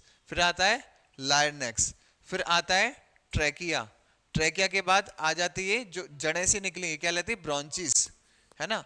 और ये छोटी, और ये दो इस भाग में बटी, इनको कहते हैं ब्रॉन्ची। जो ये शाखाएं से निकली है ना, इनको कहते हैं ब्रॉन्च्यूल्स, ठीक है, शाखाओं को। और जो ये दो भागों में ऐसे बटी रहती हैं, इनको कहा कहता था ब्रॉन्ची। और ये छोटे छोटे से ऐसे ऐसे गुब्बारे से बने इसमें, ये कहलाते हैं एल्वियोली। और ये लंग्स का तो पता ही है सबको, ये बने रहते, ये कहलाते हैं लंग्स। और लंग्स को पेट से अलग करने का काम क्या करता है, डायफ्राम, ठीक है। इतनी चीज होती है। अब देखो होता क्या है, जो लगता जाए वो तुम लोग लिखते चलना। The respiratory system consist of organs और tissues involve in gas exchange. ऐसे सभी ऑर्गन टिश्यू जो किस पे इन्वॉल्व होते हैं, गैसियस एक्सचेंज में। It allow us Uptake of oxygen, oxygen को लेना किससे, एटमॉस्फेयर से, और रिलीज ऑफ कार्बन डाइऑक्साइड, जो कब बनता है, एरोबिक रेस्पिरेशन के समय। इसका एक काम होता है गैसेस एक्सचेंज का। अब गैसेस एक्सचेंज किस प्रकार का, कि ऑक्सीजन को लेना एटमॉस्फेयर से और अपनी बॉडी में से CO2 को बाहर निकाल देना, ये इसका मेन काम होता। अपनी बॉडी जब ऑक्सीजन ले, कार्बन डाइऑक्साइड लेती है ना अंदर, तो वो मात्र 0.4% रहता है, लेकिन जब बाहर निकालती है ना तो वो 4% बन जाता है। इतना निकालते CO2 अपन। इंसानों पे बैन लगा दो, है ना, पेड़ बच जाएंगे। इसके बाद क्या बताया कि अब देखो फीचर्स, दो मेन इनके काम होंगे किसी भी रेस्पिरेटरी सिस्टम के। पहला तो होगा ऑक्सीजन का ट्रांसपोर्ट करना। कैसे, inhaled oxygen is transported to various body parts. और फिर क्या करती, अब ऑक्सीजन अंदर जाके करती क्या है आखिर, मेन बात तो ये है ना। तो वो क्या करती है, मेटाबोलाइज ग्लूकोज, ग्लूकोज को मेटाबोलाइज करती है। मतलब मेटाबोलाइज मतलब होता ब्रेक करना, है ना, उसको यूज मिलाना, to cellular level, at cellular level through a series of chemical reaction. और ग्लूकोज के साथ जब ऑक्सीजन का रिएक्शन होगा तो क्या होगा, अपन ने पढ़ा था माइटोकॉन्ड्रिया में, जब बॉडी में ग्लूकोज मिल जाता है तो क्या होता है, वो ऑक्सीजन आ जाता है ग्लूकोज के साथ, तो क्या बनता है? ग्लूकोज भी एक प्रकार का कार्बोहाइड्रेट है, जैसे स्टार्च होता है। क्या होगा? कोई एनर्जी बनाता था वो, बस एटीपी एनर्जी को वो प्रोड्यूस करता है। ठीक है, लिखा ना एटीपी जनरेशन। दूसरी चीज वही है, पहली चीज ये ऑक्सीजन को ट्रांसपोर्ट करके लाता है ग्लूकोज तक। दूसरा क्या होता है, break down of glucose release energy which is stored in the form of ATP adenosine triphosphate. पहला काम होगा ग्लूकोज को लेके वो ऑक्सीजन को लेके आना ग्लूकोज तक। दूसरा काम इसका क्या होगा, उस ऑक्सीजन का यूज करना एनर्जी बनाने के लिए, ग्लूकोज को तोड़ने के लिए और साथ ही साथ एनर्जी को बनाने के लिए। तो दो काम हो गए रेस्पिरेटरी सिस्टम के, ऑक्सीजन का ट्रांसपोर्ट करना और एटीपी जनरेट करना। ये तो हमने ऊपर ऊपर देख लिया, अब देखो इसके अंदर का।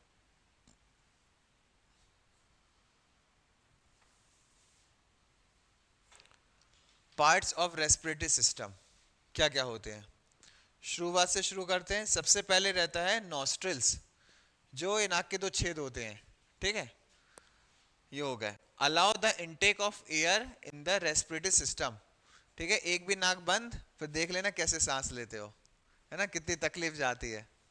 तो ये कहलाता है, या तो फिर बाबा रामदेव बन जाओ, अनुलोम विलोम करो, वो सच में बहुत अच्छी एक्सरसाइज है, मजाक में नहीं कह रहे। उसको क्या करो, इससे एक आपका एक तो कंसंट्रेशन बढ़ता है और दूसरा ऑक्सीजन का फ्लो सिस्टमेटिक हो जाता है बॉडी में।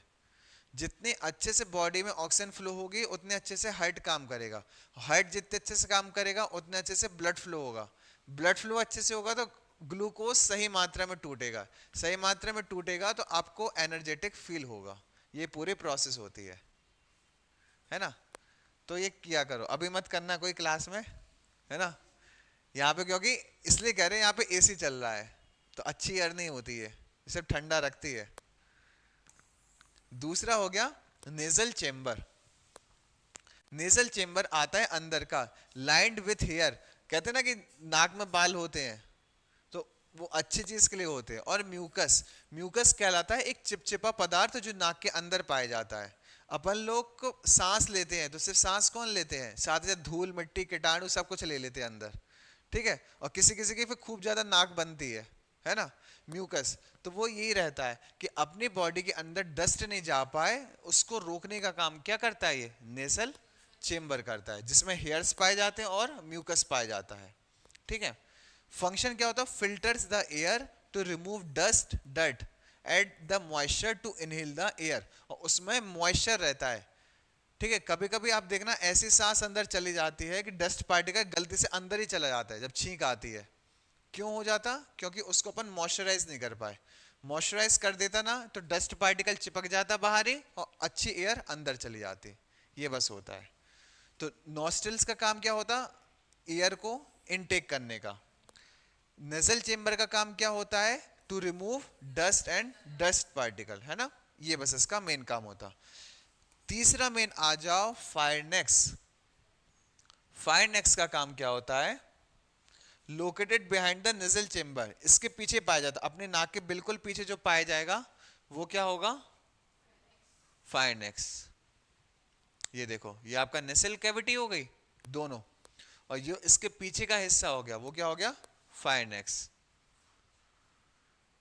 इसका काम क्या होगा, function act as a common passage way for air and food.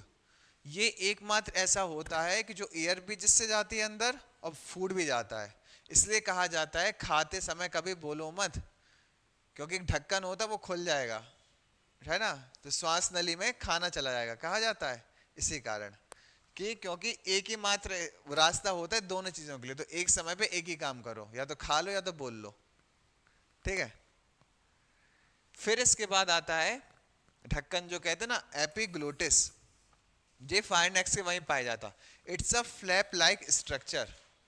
Flap होता है ऐसे ऐसा, समझो ये फायरनेक्स का वो है, ये फायरनेक्स बना तो उस पर एक ऐसा फ्लैप टाइप का ढक्कन लगा होगा कि जब खाना आता है तो खुल जाता है और जब नहीं आता तो बंद रहता है। ठीक है, फंक्शन क्या रहता, covers the glottis to prevent food from entering the windpipe during the swallowing। ये क्या करता है, उसको यकीन नहीं है बॉडी को कि ये लोग बोलेंगे नहीं, उसको पता है ये लोग बात बात करेंगे बीच बीच में खाने के समय, तो बॉडी ने अपनी सुरक्षा के लिए क्या किया, एक कवर बना के रखा ग्लोटिस का, कि जब आप कोई चीज खाओ तो खाना विंड पाइप के अंदर ना घुस पाए, इसीलिए इसको बना के रखा है, जिसको क्या कहा जाता है, एपिग्लोटिस। एक प्रकार का ढक्कन होता है जो खाने को विंड पाइप में जाने से रोकता है, एक लाइन में कहें तो, ठीक है, ये रहता है। ये कहाँ पाया जाता है, आपके फायरनेक्स पर। इतनी बात क्लियर हुई। और फायरनेक्स कैसा पाइप होता है, जो विंड और फूड दोनों को अंदर ले जाता है, ठीक है, common pathway for air and food. ये बात क्लियर हुई। इसके बाद जिस कारण आप बोल पाते हो वो होता है लायरनेक्स, जिसको कहते हैं वॉइस बॉक्स, ठीक है, या साउंड बॉक्स। अपनी बॉडी का जो साउंड बॉक्स होता है, क्वेश्चन आता है एमसीक्यूज में हमेशा कि किस पार्ट को साउंड बॉक्स कहा जाता है, तो वो क्या कहलाता है, लायरनेक्स। ये क्या होता है, house of vocal cords essential for sound production. किसी की आवाज बहुत सुरीली होती, किसी की कर्कश होती, वो इस कारण, किसी के वोकल कॉर्ड्स बहुत अच्छे होते हैं और किसी के बिल्कुल अच्छे, है ना, उसको डाकू का रोल ही मिलता है, गुंडे का। और कोई सिंगर बन जाता है जिसके वोकल कॉर्ड्स जितने अच्छे, और वो भी प्रैक्टिस पे ही होता है। इतनी ज़्यादा उससे प्रैक्टिस करवाई जाती है कि आपके ये एक शार्प हो जाते, बिल्कुल मतलब स्मूथ और शार्प हो जाते हैं कि जिस प्रकार से गाना चाहते हो उस प्रकार से गा पाते हो। तो पूरा काम होता है लायरनेक्स का। किसी को गॉड गिफ्टेड होते हैं, किसी कोई बना लेता है अच्छे, दोनों पे डिपेंड करता। फिर हो गया, ये हो गया आपका क्या है, लायरनेक्स। ये देखो पीला सा हिस्सा छोटा सा, ये वाला जो हिस्सा है ये हो गया क्या, लायरनेक्स का। इसके बाद आता है अगला ट्रैकिया, जो कहलाता है आपका क्या, विंड पाइप, ठीक है। स्ट्रक्चर क्या होगा, extend from larynx and is support by C shaped cartilaginous rings. इसमें जो रहता है, अब ये ध्यान से देखो, इसमें इस प्रकार से ऐसे गोल गोल छल्ले बने होंगे पूरे ट्रैकिया में, ये रहता है ऐसे सी शेप के रिंग्स बने रहते हैं, जैसे कि अपनी स्प्रिंग होती है ना, उस प्रकार के पूरे छल्ले बने होते हैं। इसका काम क्या होता है, अब देखो फायरनेक्स क्या करता था, फूड और एयर को दोनों को लाता था, लेकिन जो ट्रैकिया होता है ये क्या होता है, विंड पाइप। ये किससे जुड़ा होता है, लायरनेक्स के बाद, और सी शेप के इसमें छल्ले बने होते हैं।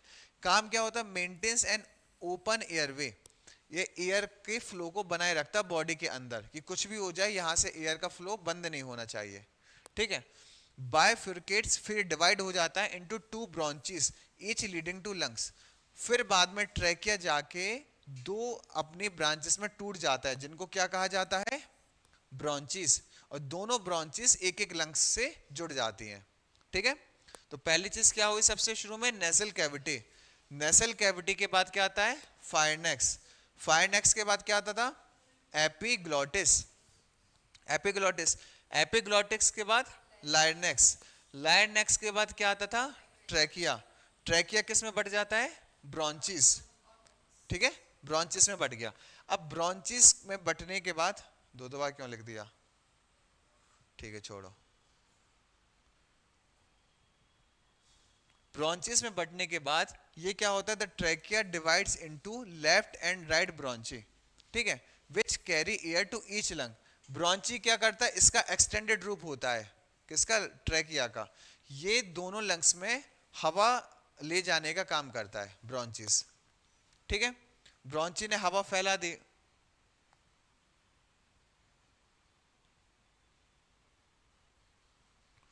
ब्रांची ने दोनों लंग्स में हवा पहुंचा दी। फिर ये काम क्या करेगा अगला, फिर ये फिर बट जाएगा। जब ब्रांचिस अंदर आता है तो ये खूब सारी शाखाओं में बट जाए, जैसे पेड़ की होती ना खूब सारी शाखाएं, पत्तियां आ जाती, इस प्रकार से शाखाओं में बट जाएगा, ठीक है। Smaller branches of bronchi that further divided into finer channels, बहुत ही छोटी छोटी सी शाखाओं में बढ़ जाएगा। फिर इसके बाद हम कहते हैं ना, ऐसे पेड़ों में फूल होते हैं या पत्ते होते हैं, यहाँ पे पत्ते नहीं होते हैं, एक बलून टाइप का स्ट्रक्चर होता है जिसको क्या कहा जाता है, एल्वियोली। बहुत ही मेन चीज है, याद रखना। बलून लाइक का ये स्ट्रक्चर होता है, जैसे बैलून रहता है ना, वैसा स्ट्रक्चर रहता है। फंक्शन क्या होता है, the bronchioles terminate in alveoli where as gas exchange occur between air and blood. ये वही जगह होती है जहां पे एयर और ब्लड के बीच में गैस का एक्सचेंज होता है। एयर और गैस में कंफ्यूज मत होना, air is a mixture of gases, है ना। अपने लंग्स में एयर आती है, पूरी एयर भर के आती है। अब उस एयर में से सिर्फ हमको ऑक्सीजन बाहर अकेले निकालना है। ये काम कहाँ पे होता है, आपके एल्वियोलिस के अंदर, है ना। मतलब ये रिफाइनरी है यहाँ की, लंग्स की रिफाइनरी का काम कौन करेगा, एल्वियोली। क्लियर हुआ बात। जैसे अपन बोलते कि लंग्स में जाके ऑक्सीजन बनती है, फिल्टर होती है, इसी प्रकार से लंग्स के अंदर भी कहाँ होती है, तो होगी एल्वियोली के अंदर। क्लियर बात इतनी। इसके बाद आता है लंग्स। ये क्या होता है, a pair of sac like structure. ये भी बोरे जैसा होता है, ऐसे बना देना, ठीक है। Covered by double layered membranes. ये डबल लेयर मेम्ब्रेन से कवर्ड रहता है, जिसका नाम क्या होता है, प्लेरुरा। नाम याद रखना। ब्रेन को क्या कवर करता था, कौन सी मेम्ब्रेन होती थी, ब्रेन को कौन सी मेम्ब्रेन कवर करके रखती थी,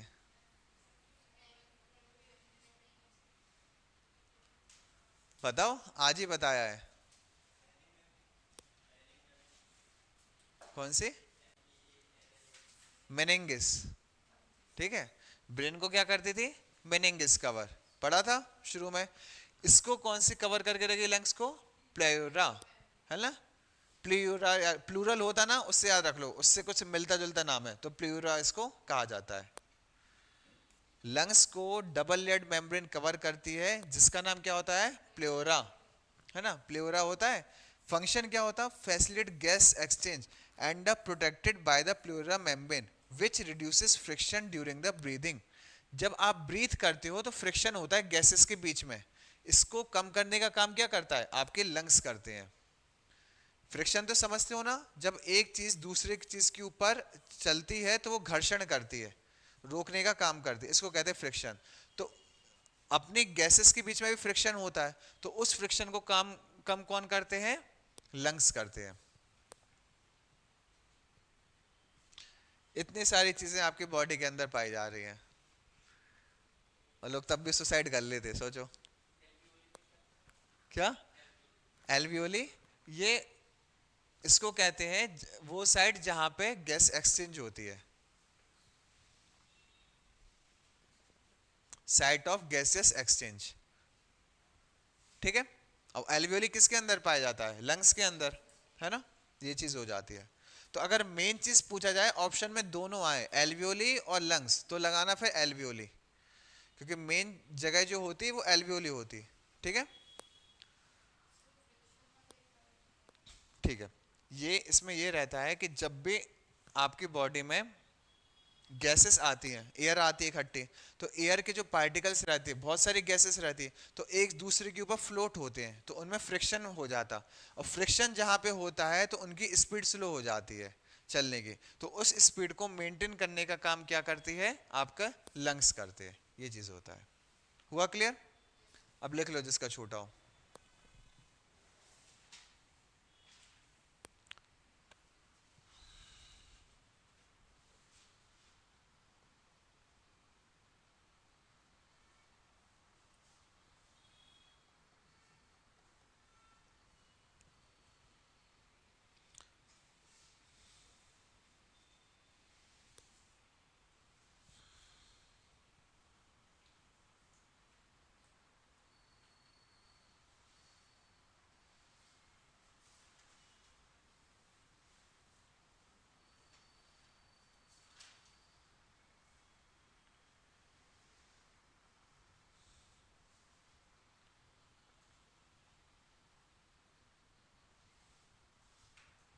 हो गया, ठीक है।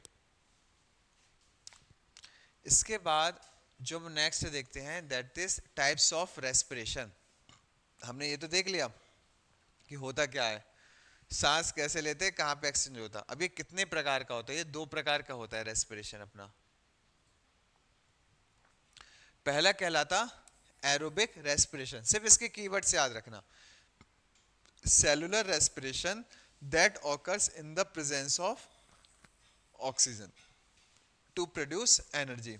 इस प्रकार का सेलुलर रेस्पिरेशन जो किसके प्रेजेंस में होता है, ऑक्सीजन के प्रेजेंस में। क्यों होता है, टू प्रोड्यूस एनर्जी। ठीक है, क्या होता है, takes place continuously within the cell of animals and plants. और ये वाली प्रोसेस बॉडी में कंटिन्यूसली चलती रहती है, ये चीज इसमें होती है। क्या कहलाती है, एरोबिक रेस्पिरेशन। फॉर्मूला क्या होता, जो ग्लूकोज हुआ, ग्लूकोज के साथ आपने ऑक्सीजन का रिएक्शन करवा दिया तो क्या बनेगा, CO2, वाटर और एनर्जी। तो अपनी बॉडी में सबसे ज्यादा जो एनर्जी होती है वो किस रूप में बनती है, एरोबिक रेस्पिरेशन। 36 ATPs को ये बनाता है।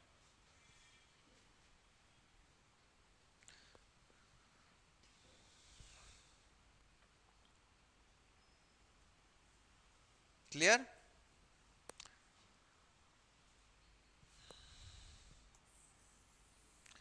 इसके बाद जो अगला आता है वो कहलाता है एनारोबिक रेस्पिरेशन। ये भी अपन लोग करते हैं, लेकिन कब, देखो सेलुलर रेस्पिरेशन होता है ऐसा जो इन द अब्सेंस ऑफ क्या होता है, ऑक्सीजन की, टू प्रोड्यूस एनर्जी। देखो एक चीज कॉमन है, दो चीज कॉमन है, दोनों के दोनों सेलुलर रेस्पिरेशन है, मतलब सेल के अंदर होते हैं। एक होता है ऑक्सीजन की प्रेजेंस में, एक होता है ऑक्सीजन की एब्सेंस में। ठीक है, तीसरी चीज क्या होगा कि दोनों में कॉमन क्या है, एनर्जी को प्रोड्यूस करना। ठीक है, ये चीज याद रखना, चाहे आपका एरोबिक हो या एनारोबिक हो, दोनों होंगे सेल के अंदर, दोनों का काम होगा एनर्जी को प्रोड्यूस करना। बस अंतर क्या है, एरोबिक होता प्रेजेंस में ऑक्सीजन की, ये होता अब्सेंस में। अगर ये 36 बना रहा है तो ये कितने एटीपीज बनाएगा, 2। अपन कहते हैं ना कि एक बार में जो एटीपी बनता है ग्लूकोज के ब्रेकडाउन से वो कितने होते हैं, 38 होते हैं। तो 36 बनाएगा एरोबिक और 2 बनाएगा एनारोबिक, ये होती है इसकी प्रोसेस। क्या होती है, अब देखो, typically occurs in some microorganism and muscle cells during intense exercise. जब आप बहुत ज्यादा एक्सरसाइज करते हो तो एकदम से सांस तेजी से लेने लगते हो, तब अपनी बॉडी में एरोबिक के साथ साथ एनारोबिक रेस्पिरेशन चलने लगता है। बोलता है कि इतनी एनर्जी तो तुम्हारी बॉडी में है नहीं जितनी तुम एक्सरसाइज कर रहे हो, अब हमें करने दो काम। तो ये काम क्या करता, अपनी बॉडी में एनारोबिक रेस्पिरेशन शुरू हो जाता है। और वो बोला था ना कि तुम लोग को जब मस्कुलर पढ़ा रहे थे टिश्यू कि अपने में लैक्टिक एसिड बनता है, वो इसी के कारण बनता है, रिस्पॉन्सिबल ये है।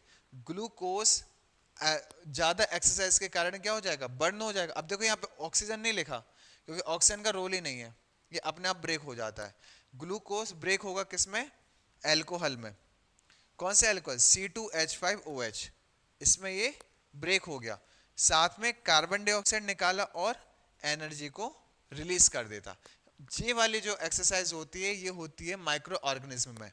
उसमें क्या क्या बनता है, अभी हमने कहा ना कि जो ये होता है ये कुछ माइक्रो ऑर्गेनिज्म में होता है। अपन कहते हैं ना बहुत से ऐसे कीड़े मकोड़े या बैक्टीरिया होते हैं जो बिना ऑक्सीजन के भी सरवाइव कर जाते हैं। तो वो सांस कैसे लेते हैं, वो सांस लेते हैं इसकी मदद से।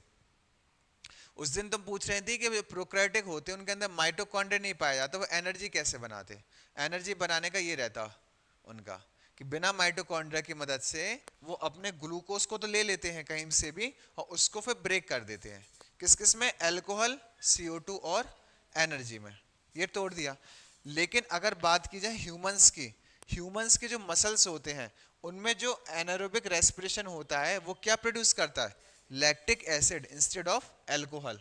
बस यहाँ पे ये चेंज कर दो, यहाँ पे ऊपर एल्कोहल बन रहा था, यहाँ पे क्या बनेगा, लैक्टिक एसिड, C3H6O3 और एनर्जी। और जैसे लैक्टिक एसिड बनेगा आपको पेन होना शुरू हो जाएगा। और पेन कौन से टिश्यू में होता था, मस्कुलर टिश्यू में, है ना, ये चीज हो जाती थी बॉडी में। अब पेन क्यों होता है, क्योंकि वो एनर्जी बनाता है, एनर्जी बनाएगा कुछ तो बाय प्रोडक्ट बनेगा, तो बाय प्रोडक्ट के रूप में लैक्टिक एसिड बनता है जो बॉडी को ये देता है रिस्पांस कि बहुत ज्यादा एनर्जी लग रही है, अब आप बंद कर दो जो कर रहे हो, ये चीज होता है। ठीक है, तो ये होती है पूरी प्रोसेस, लिख लो अब इसको।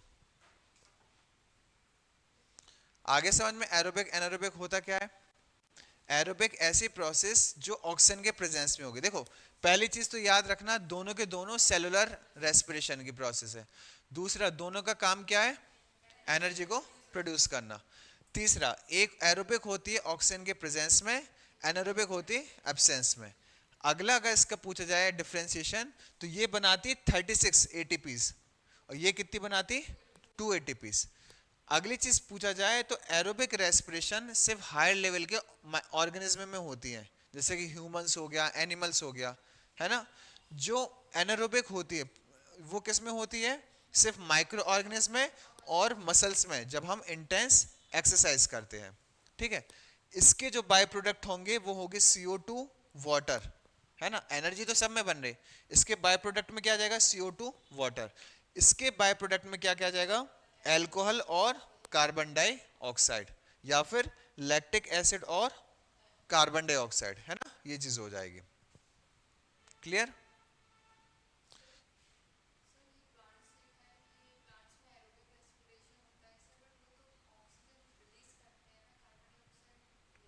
कहा था हमने कि रात को जो होता है वो उल्टी प्रोसेस शुरू कर देते हैं प्लांट्स, इस कारण।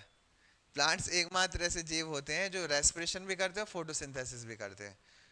ये उस दिन भी बताया था कि कभी भी रात को पेड़ के नीचे मत सो, है ना, भूत नहीं आता है, रेस्पिरेशन शुरू हो जाता है।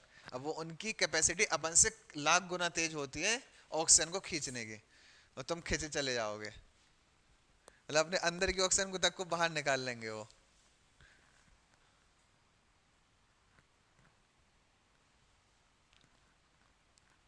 हो गया। अभी ये पढ़े थे अपन ने, टाइप्स दो प्रकार के होते हैं। अब जो पूरी प्रोसेस होती है रेस्पिरेशन अंदर लेने की सांस, वो हमने इसको दो भागों में बांटेंगे, एक कहलाएगा एक्सटर्नल, एक कहलाएगा इंटरनल, जो भी अपन ने पढ़ा दोनों स्टेप में। एक्सटर्नल क्या कहलाएगा, कि जैसे कि वेंटिलेशन कहते हैं या फिर ब्रीदिंग। हमने उस दिन भी बताया था रेस्पिरेशन अलग चीज है, ब्रीदिंग अलग चीज है। ब्रीदिंग मतलब क्या होता, इनहेलेशन और एक्सहेलेशन, सांस को अंदर लेने की प्रक्रिया और सांस को बाहर छोड़ने की प्रक्रिया, है ना। Oxygen is brought into the respiratory system, ये होता है। ठीक है, और एक्सहेलेशन में क्या होता है, CO2 is expelled out from the respiratory system. Oxygen को रेस्पिरेटरी सिस्टम के अंदर लाने की प्रक्रिया क्या कहलाती है, इनहेलेशन। और इसको बाहर ले जाने की प्रक्रिया क्या कहलाएगी, CO2 को एक्सहेलेशन। ये दोनों, ये किसके अंदर आएंगे, एक्सटर्नल रेस्पिरेशन के अंतर्गत। इसके बाद जो दूसरी प्रक्रिया होती है एक्सटर्नल रेस्पिरेशन में, वो कहलाती है गैस एक्सचेंज। अभी तो ब्रीदिंग कर ली हमने, अब अंदर ले जाएंगे तो लंग्स में सबसे पहले क्या होगा, oxygen diffuses into the blood. Oxygen मिल जाएगी, किस में जाके मिल जाएगी, ब्लड में मिल जाएगी। और CO2 diffuses out of the blood, और क्या होगा, पूरे ब्लड में से CO2 डिफ्यूज होके बाहर निकल जाएगी। ठीक है, दो प्रोसेस होंगे। अभी हमने एयर को अंदर लिया और CO2 को बाहर निकाला। दूसरी प्रोसेस में हम क्या करेंगे कि जो ऑक्सीजन हमने अंदर ली थी उसको किसके अंदर मिला देंगे, ब्लड के अंदर मिला देंगे, और पूरे ब्लड में से जो CO2 है उसको बाहर निकाल देंगे। तो एक्सटर्नल रेस्पिरेशन की दो प्रोसेस होंगी, पहली कहलाएगी ब्रीदिंग या वेंटिलेशन, दूसरी क्या कहलाएगी, गैसियस एक्सचेंज। हो गया। इसके बाद जो आता है आपका, that is internal respiration. Internal respiration क्या कहलाता है, जो आपके अंदर होता है, सेलुलर रेस्पिरेशन, है ना। अब देखो क्या होता है इसमें, internal respiration refers to the metabolic process that occur within the cell. ऐसी प्रोसेस जो आपके सेल के अंदर होती है, पहली चीज, है ना। टू प्रोड्यूस एनर्जी, अगर सेल के अंदर कोई चीज होगी तो उसका एक ही गोल होगा, हमको ज्यादा से ज्यादा एनर्जी को प्रोड्यूस करना है। तो इसमें कौन कौन सी स्टेजेस आएगी, अब बस नाम याद रखना, दो स्टेज होती है एनर्जी बनने की। ठीक है, एक कहती है ग्लाइकोलाइसिस, एक कहलाती है क्रेब्स साइकिल। एक बार में याद हो जाएगी फंक्शन अगर देखोगे। ग्लाइकोलाइसिस देखो क्या होता, it takes place in cytoplasma. कहां पे होगी, साइटोप्लाज्मा में होगी। तो अगर जब कोई चीज साइटोप्लाज्मा में हो रही है तो उसको ऑक्सीजन की आवश्यकता कभी भी नहीं पड़ेगी। ठीक है, तो इसमें ऑक्सीजन की रिक्वायरमेंट नहीं होती है। और ये सिर्फ किस में होती है? Anaerobic respiration. ये हम पढ़ चुके हैं कि ऐसी रेस्पिरेशन जिसमें ऑक्सीजन नहीं पड़ती तो वो क्या होती है? Anaerobic respiration. तो इसमें क्या होता है? ग्लूकोज टूट के किस में बनता है? पायरुविक एसिड और 2 एटीपी। ग्लूकोज ब्रेक होकर किस में बनेगा? पायरुविक एसिड में और 2 एटीपी में बटेगा। इसके बाद आता है क्रेब्स साइकिल या साइट्रिक एसिड साइकिल जिसको कहते हैं। ये क्या होता है? Takes place in the mitochondria. ये किसके अंदर होगा? माइटोकॉन्ड्रिया। ये किस में हो रही थी? साइटोप्लाज्म में। हो गया अंतर पहला। दूसरा, इसको ऑक्सीजन की रिक्वायरमेंट होगी। अब जो चीज माइटोकॉन्ड्रिया के अंदर हो गई उसको तो ऑक्सीजन चाहिए ही पड़ेगा। हो गया, दे दिया, इसको नहीं चाहिए था। तीसरा, ऑक्सीडेशन ऑफ पायरुविक एसिड। जो पायरुविक एसिड होता था उसका ऑक्सीडेशन करता था किसमें? वाटर, CO2 और एनर्जी में। ये किस किस में उसको बांट देता था पायरुविक एसिड को? वाटर में, CO2 में और एनर्जी में। इसके बाद इट प्रोड्यूस मैक्सिमम एनर्जी। कितनी एनर्जी बनाता है? 36 ATP। तो मेन चीज अगर आपसे पूछी जाए तो सिर्फ दो चीजें इसमें डिपेंड वो करना कि ग्लाइकोलिसिस और क्रेब्स साइकिल में क्या क्या अंतर है। पहला क्या हो गया? ये होती थी किसके अंदर? साइटो के अंदर। और ये होती थी माइटोकॉन्ड्रिया के अंदर। पहली चीज हो गई। दूसरा, ऑक्सीजन चाहिए कि नहीं? नहीं चाहिए। इसमें ऑक्सीजन चाहिए पड़ती है। एनर्जी कितनी बनाता है? 2 ATP। ये कितनी बनाएगा? 36 ATP। बस इतनी चीज याद रखना, बाकी कुछ मत याद रखना, है ना। कि इसकी जो सबसे जनरल इंफॉर्मेशन है वो ये चीज है। क्लियर हुआ? अगर एनारोबिक रेस्पिरेशन माइक्रो ऑर्गेनिज्म के अंदर होगा तो कौन सा एसिड बनेगा? या तो अल्कोहल बनेगा या फिर पायरुविक एसिड बनेगा। अगर रेस्पिरेशन, एनारोबिक रेस्पिरेशन मसल्स में होगा तो कौन सा एसिड बनेगा? Lactic acid. बस याद रखना। क्लियर?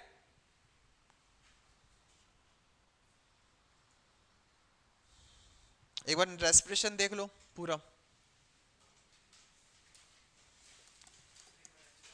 हाँ, शुरू से देख लो, जिसका जो छूटा हो वो बता देना।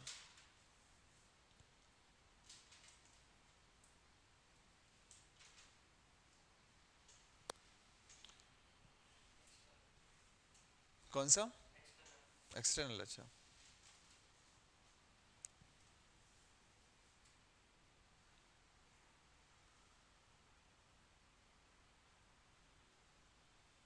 चाहिए।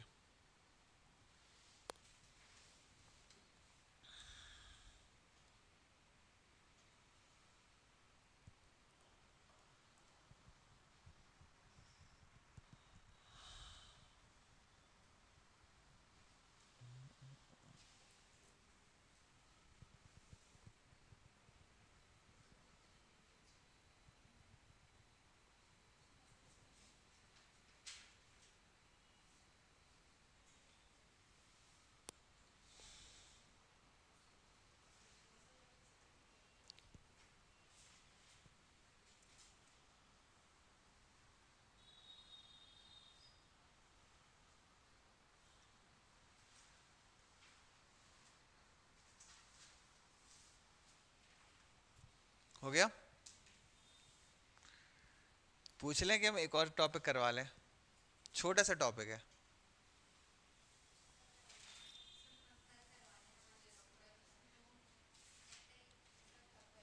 इतने में थक गए? दो टॉपिक तो पढ़े हैं। एक ब्रेन पढ़ा है और दूसरा रेस्पिरेटरी सिस्टम। नहीं, अच्छा है। हाँ, सही कह रहे। ये भी सही है। देखो कितना अच्छा है। उसके शेप में मत जाओ, तुम लोग सब अंदर से ऐसे दिखते हैं अपन, है ना। छोटा सा है, नहीं होगा है बड़ा।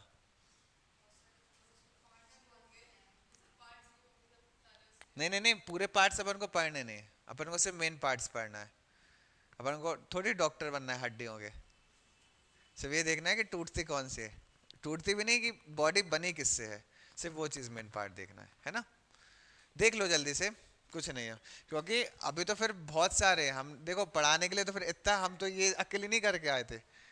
फिर हम तो करके आए थे किस चीज का, ये फिर अभी मेन तो ये आना है, सर्कुलेटरी सिस्टम, सबसे खतरनाक। कहाँ से ब्लड निकलेगा पता नहीं चलेगा।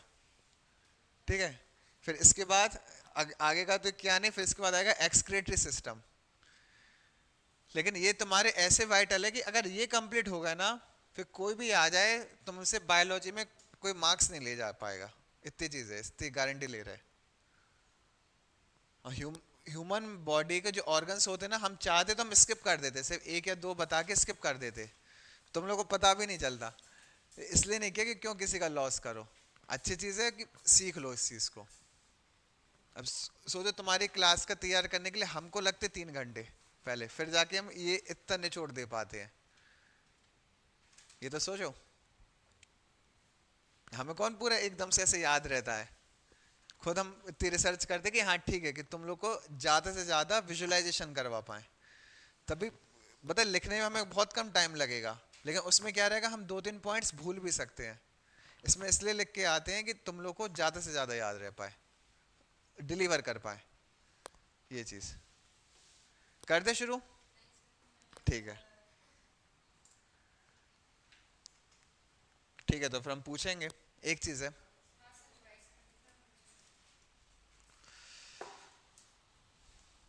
रिवाइज तो घर से होके आया था है ना, सिर्फ पूछना है। कोई खाली पेज नहीं है क्या इसमें? आज कौन सा टॉपिक दिया था? ठीक है, डाइवर्सिटी इन लिविंग ऑर्गेनिज्म। कल टेस्ट में, फ्राइडे को टेस्ट है, उसमें आना है डाइवर्सिटी इन लिविंग ऑर्गेनिज्म, है ना। हम तो सोच रहे थे यहाँ तक दे देंगे, मतलब फिर ज़्यादा हो जाएगा। ऐसा कर लोगे, होशियार हो तुम सब।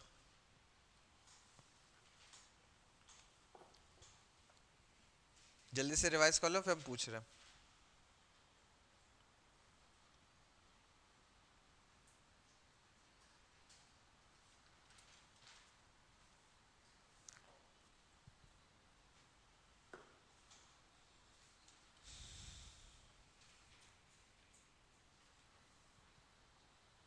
सबसे अच्छा चैप्टर तो ये डाइवर्सिटी। अच्छे खतरनाक आएंगे एमसीक्यूज, है ना, अच्छे से पढ़ के आना। नहीं, सिर्फ इन दोनों से, डाइवर्सिटी और सेल से। हाँ, इन दोनों चैप्टर से।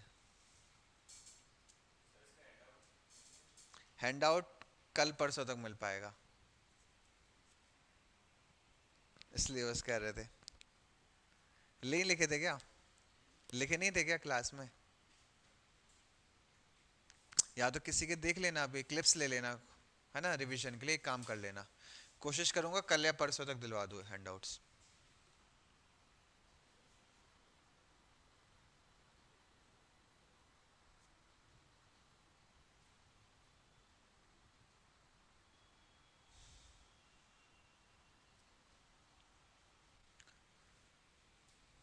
हो गया तो शुरू करें। मतलब हमको सबसे टफ टॉपिक जो इसमें लगता है वो डाइवर्सिटी है। टफ इसलिए लगता है क्योंकि याद करने का सबसे ज्यादा इसमें है। इसलिए कहा था कि लिखते चलना। नहीं लिखा, बस करना कॉपी। कॉलम कहलाता है इंटरनल कैविटी, जो अपने बॉडी के इंटरनल ऑर्गन्स जहां पाए जाते हैं उस जगह को कहते हैं कॉलम।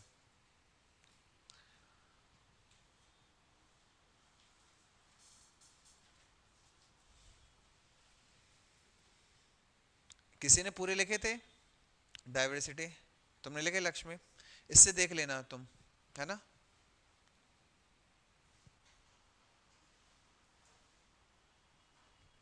एक बार हम इंदौर में क्लास ले रहे थे तो हमने पूछा, मतलब पूछा थे सबसे क्वेश्चंस।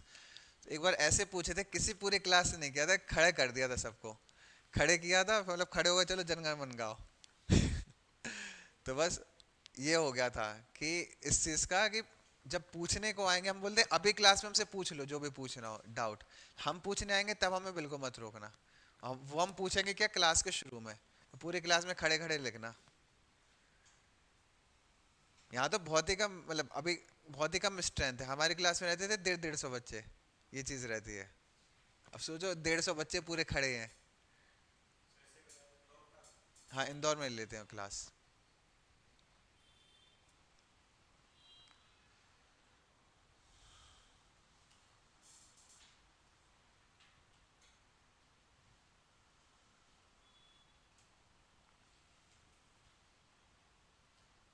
शुरू करें पूछना? चलो बंद करो, नहीं तो रिवाइज होता रहेगा।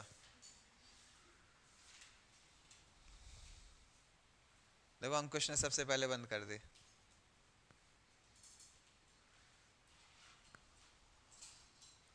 अनीश शुरू। कॉन्फिडेंट तो एक ही बंदा रहता है यहाँ। चलो आज अनुराधा बताओ, तुम पहले बंद करो। सबसे सिर्फ दो दो क्वेश्चन पूछेंगे, जिससे बन जाएगा ठीक है, अपना स्कोर देखना, कुछ नहीं कहेंगे। सबसे सिंपल है पहला, फाइव किंगडम क्लासिफिकेशन किसने दिया और कौन कौन सा होता है? हाँ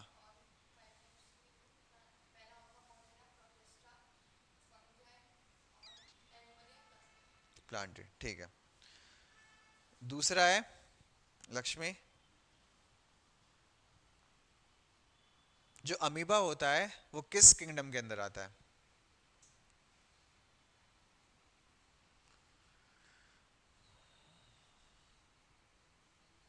अभी इसने पांच किंगडम बताए, अमीबा किस किंगडम के अंदर आता है? हमने उस दिन भी बोला था कि अमीबा ध्यान रखना, अमीबा बहुत फेमस है, सेलिब्रिटी है इनका। बहुत बढ़िया, प्रोटेस्टा के अंदर। पीछे स्वाति, सिंपल है, यीस्ट किसके अंदर आता है, किस किंगडम के अंदर? बहुत ही सिंपल है।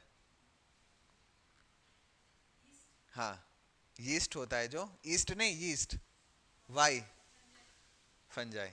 बढ़िया, उन्होंने कहा था ना, सबसे सिंपल है। पीछे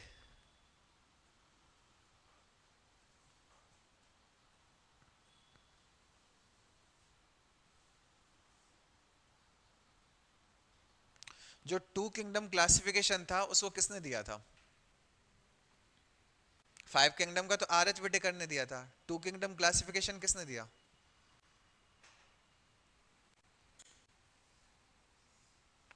और किसी से? अनीश बताओ। कार्लोस लिनियस ने, ठीक है। चलो आगे, प्रशंसा।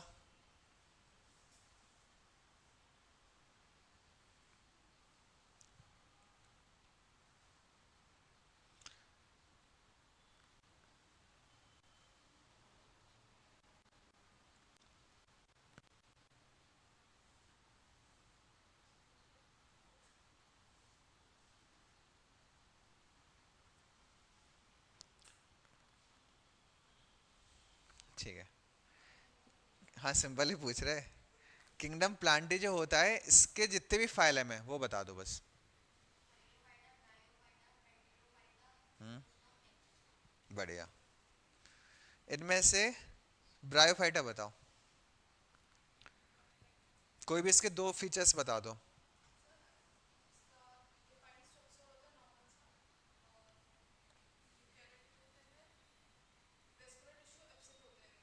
वेस्कुलर टिश्यू एब्सेंट होता है, और कैसे होते हैं? यूकेरियोटिक होते हैं, ठीक है। देव, कॉपी बंद। अच्छा नहीं लिखा, ठीक है।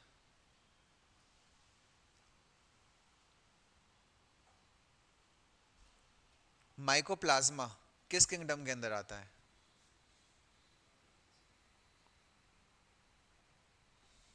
पांच किंगडम होते हैं, पांच में से किस किंगडम के अंदर माइकोप्लाज्मा आता है?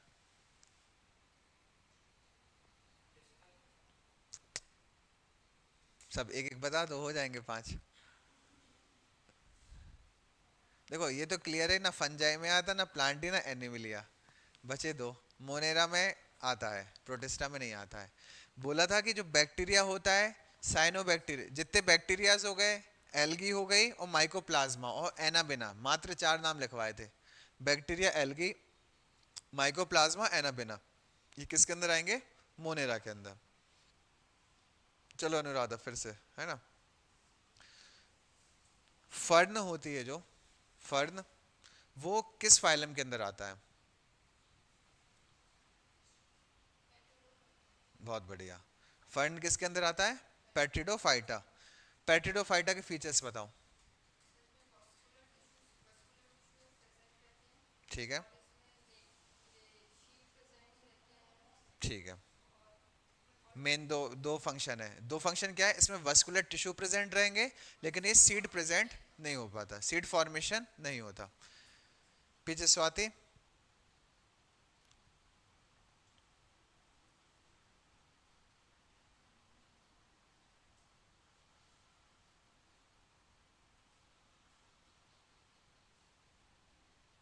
प्लांट किंगडम का एम्फीबियन किस किंगडम को कहा जाता, फाइलम को कहा जाता है? ब्रायोफाइटा। पक्का? सही है, ठीक है। प्लांट किंगडम का जो एम्फीबियन होता है वो किसको कहा जाता है? ब्रायोफाइटा का। इसका फीचर्स क्या होते हैं मेन? ब्रायोफाइटा के फीचर्स क्या क्या होते हैं? इसने भी इतनी बड़ी हिंट दी थी लक्ष्मी ने, दो बता के। पीछे अनीश, अंकुश, याद आ रहा कुछ? वही होना था, हमें पता था कहानी। देखना तुम लोग को हैंडआउट्स भी मिल जाएंगे, जिसने लिखा होगा उसको जल्दी याद होगा, बजाय जो सिर्फ हैंडआउट्स पे रिलाई कर रहा था। इसलिए कह रहा कि अब जितनी क्लासेस होंगी नोट डाउन जरूर करते चलना, है ना? आज था ब्रायोफाइटा। ठीक है, अच्छा ये तो पूछा था, वही हम सोचे कि यहाँ इस, ठीक है, छोड़ो। ऑर्थोपोडा जो होते हैं उसके कोई दो एग्जांपल बताओ। फाइलम ऑर्थोपोडा जो है इसके दो कोई एग्जांपल्स। ये हमने उल्टा नहीं पूछा। ऑर्थोपोडा का मतलब क्या होता है? प्रशंसा। ठीक है, ऐसे सभी जीव जिनके पैर जुड़े हुए होते हैं, जॉइंटेड लेग्स, क्या क्या हो जाएंगे? बटरफ्लाई और मॉस्किटोस।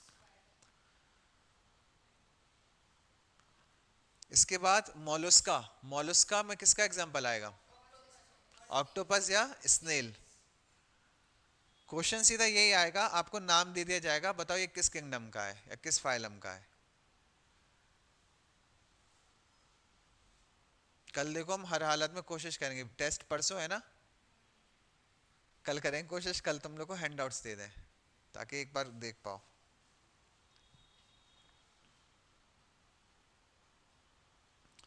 जो रेप्टिलियाज होते हैं क्लास, कौन बचा था? रेप्टिलिया जो होते हैं उनमें कितने चैम्बर का हार्ट होता है? मछली नहीं बनाना वन को। 3 चैम्बर, ठीक है। मछलियों में 2 चैम्बर का होता है, रेप्टिलिया में 3 चैम्बर हार्ट होता है।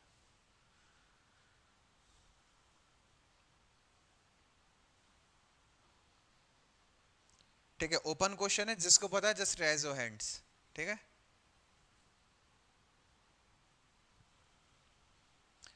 अर्थवॉर्म किस फाइलम के अंतर्गत आते हैं?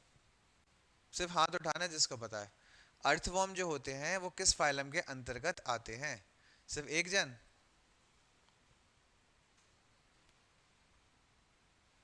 अरे यार, तुम लोग तो कमाल कर रहे हो, इतना अच्छा कैचुए पे पूरी हमने कहानी सुनाई थी। ठीक है, एनिलीडा किस में आते हैं? एनिलीडा। कुछ भी तरीके से याद रख लो, कीड़ा नाम से एनिलीडा, लेकिन याद रख लो कि अर्थवॉर्म किस में आता है? एनिलीडा के अंदर। एंडोपैरासाइट्स कौन से फाइलम होते हैं? किस फाइलम में एंडो पैरासाइट्स पाए जाते हैं? एंडो पैरासाइट्स बताई थी ना, जो अपने पेट के अंदर होते हैं, वो किस फाइलम के अंतर्गत आते हैं? अब देखो पेट के अंदर पाए जाएंगे तो एक तो चपटे होंगे, फ्लैटवर्म्स हो गए, नाम ही हो गया, तो इसका नाम क्या हो गया? प्लेटी हेलमेंथिसिस, है ना? यह नाम याद रखना, प्लेटी हेलमेंथिसिस। ठीक है, ये बता रहे कि क्वेश्चन किस प्रकार से आएगा।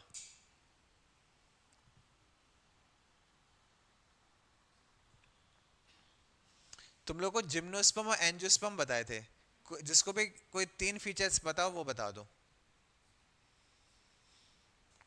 2 फाइलम होते थे, जिम्नोस्पर्म और एंजियोस्पर्म, इसके कोई 3 फीचर्स।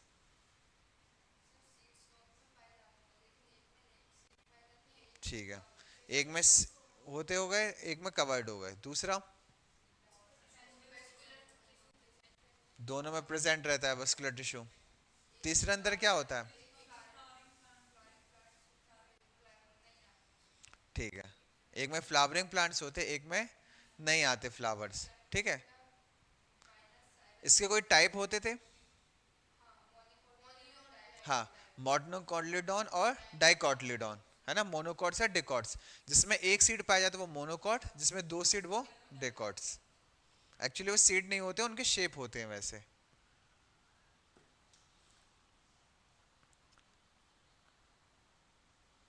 लास्ट हो गया स्पायरोगायरा, ये क्या है? किसका? स्पायरोगायरा किसका एग्जांपल है, किस किंगडम, किस फाइलम का?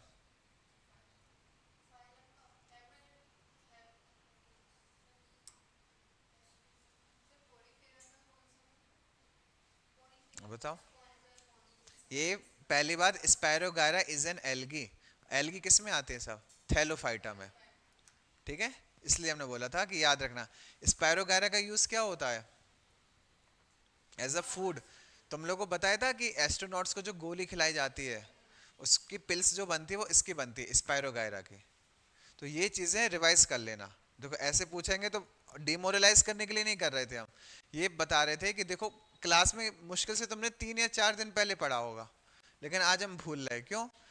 कि थोड़ा भी अगर हमने उसको नोट डाउन किया होता ना, अपना माइंड बहुत जल्दी भूलता है, क्योंकि वो एक दिन में बहुत सारी इन्फॉर्मेशन को लेता है। अभी तुम जाओगे, दोस्तों से मिलोगे, खाना खाओगे, कुछ भी करोगे एक्स वाई जेड, वो सब चीज़ को इकट्ठा रखेगा।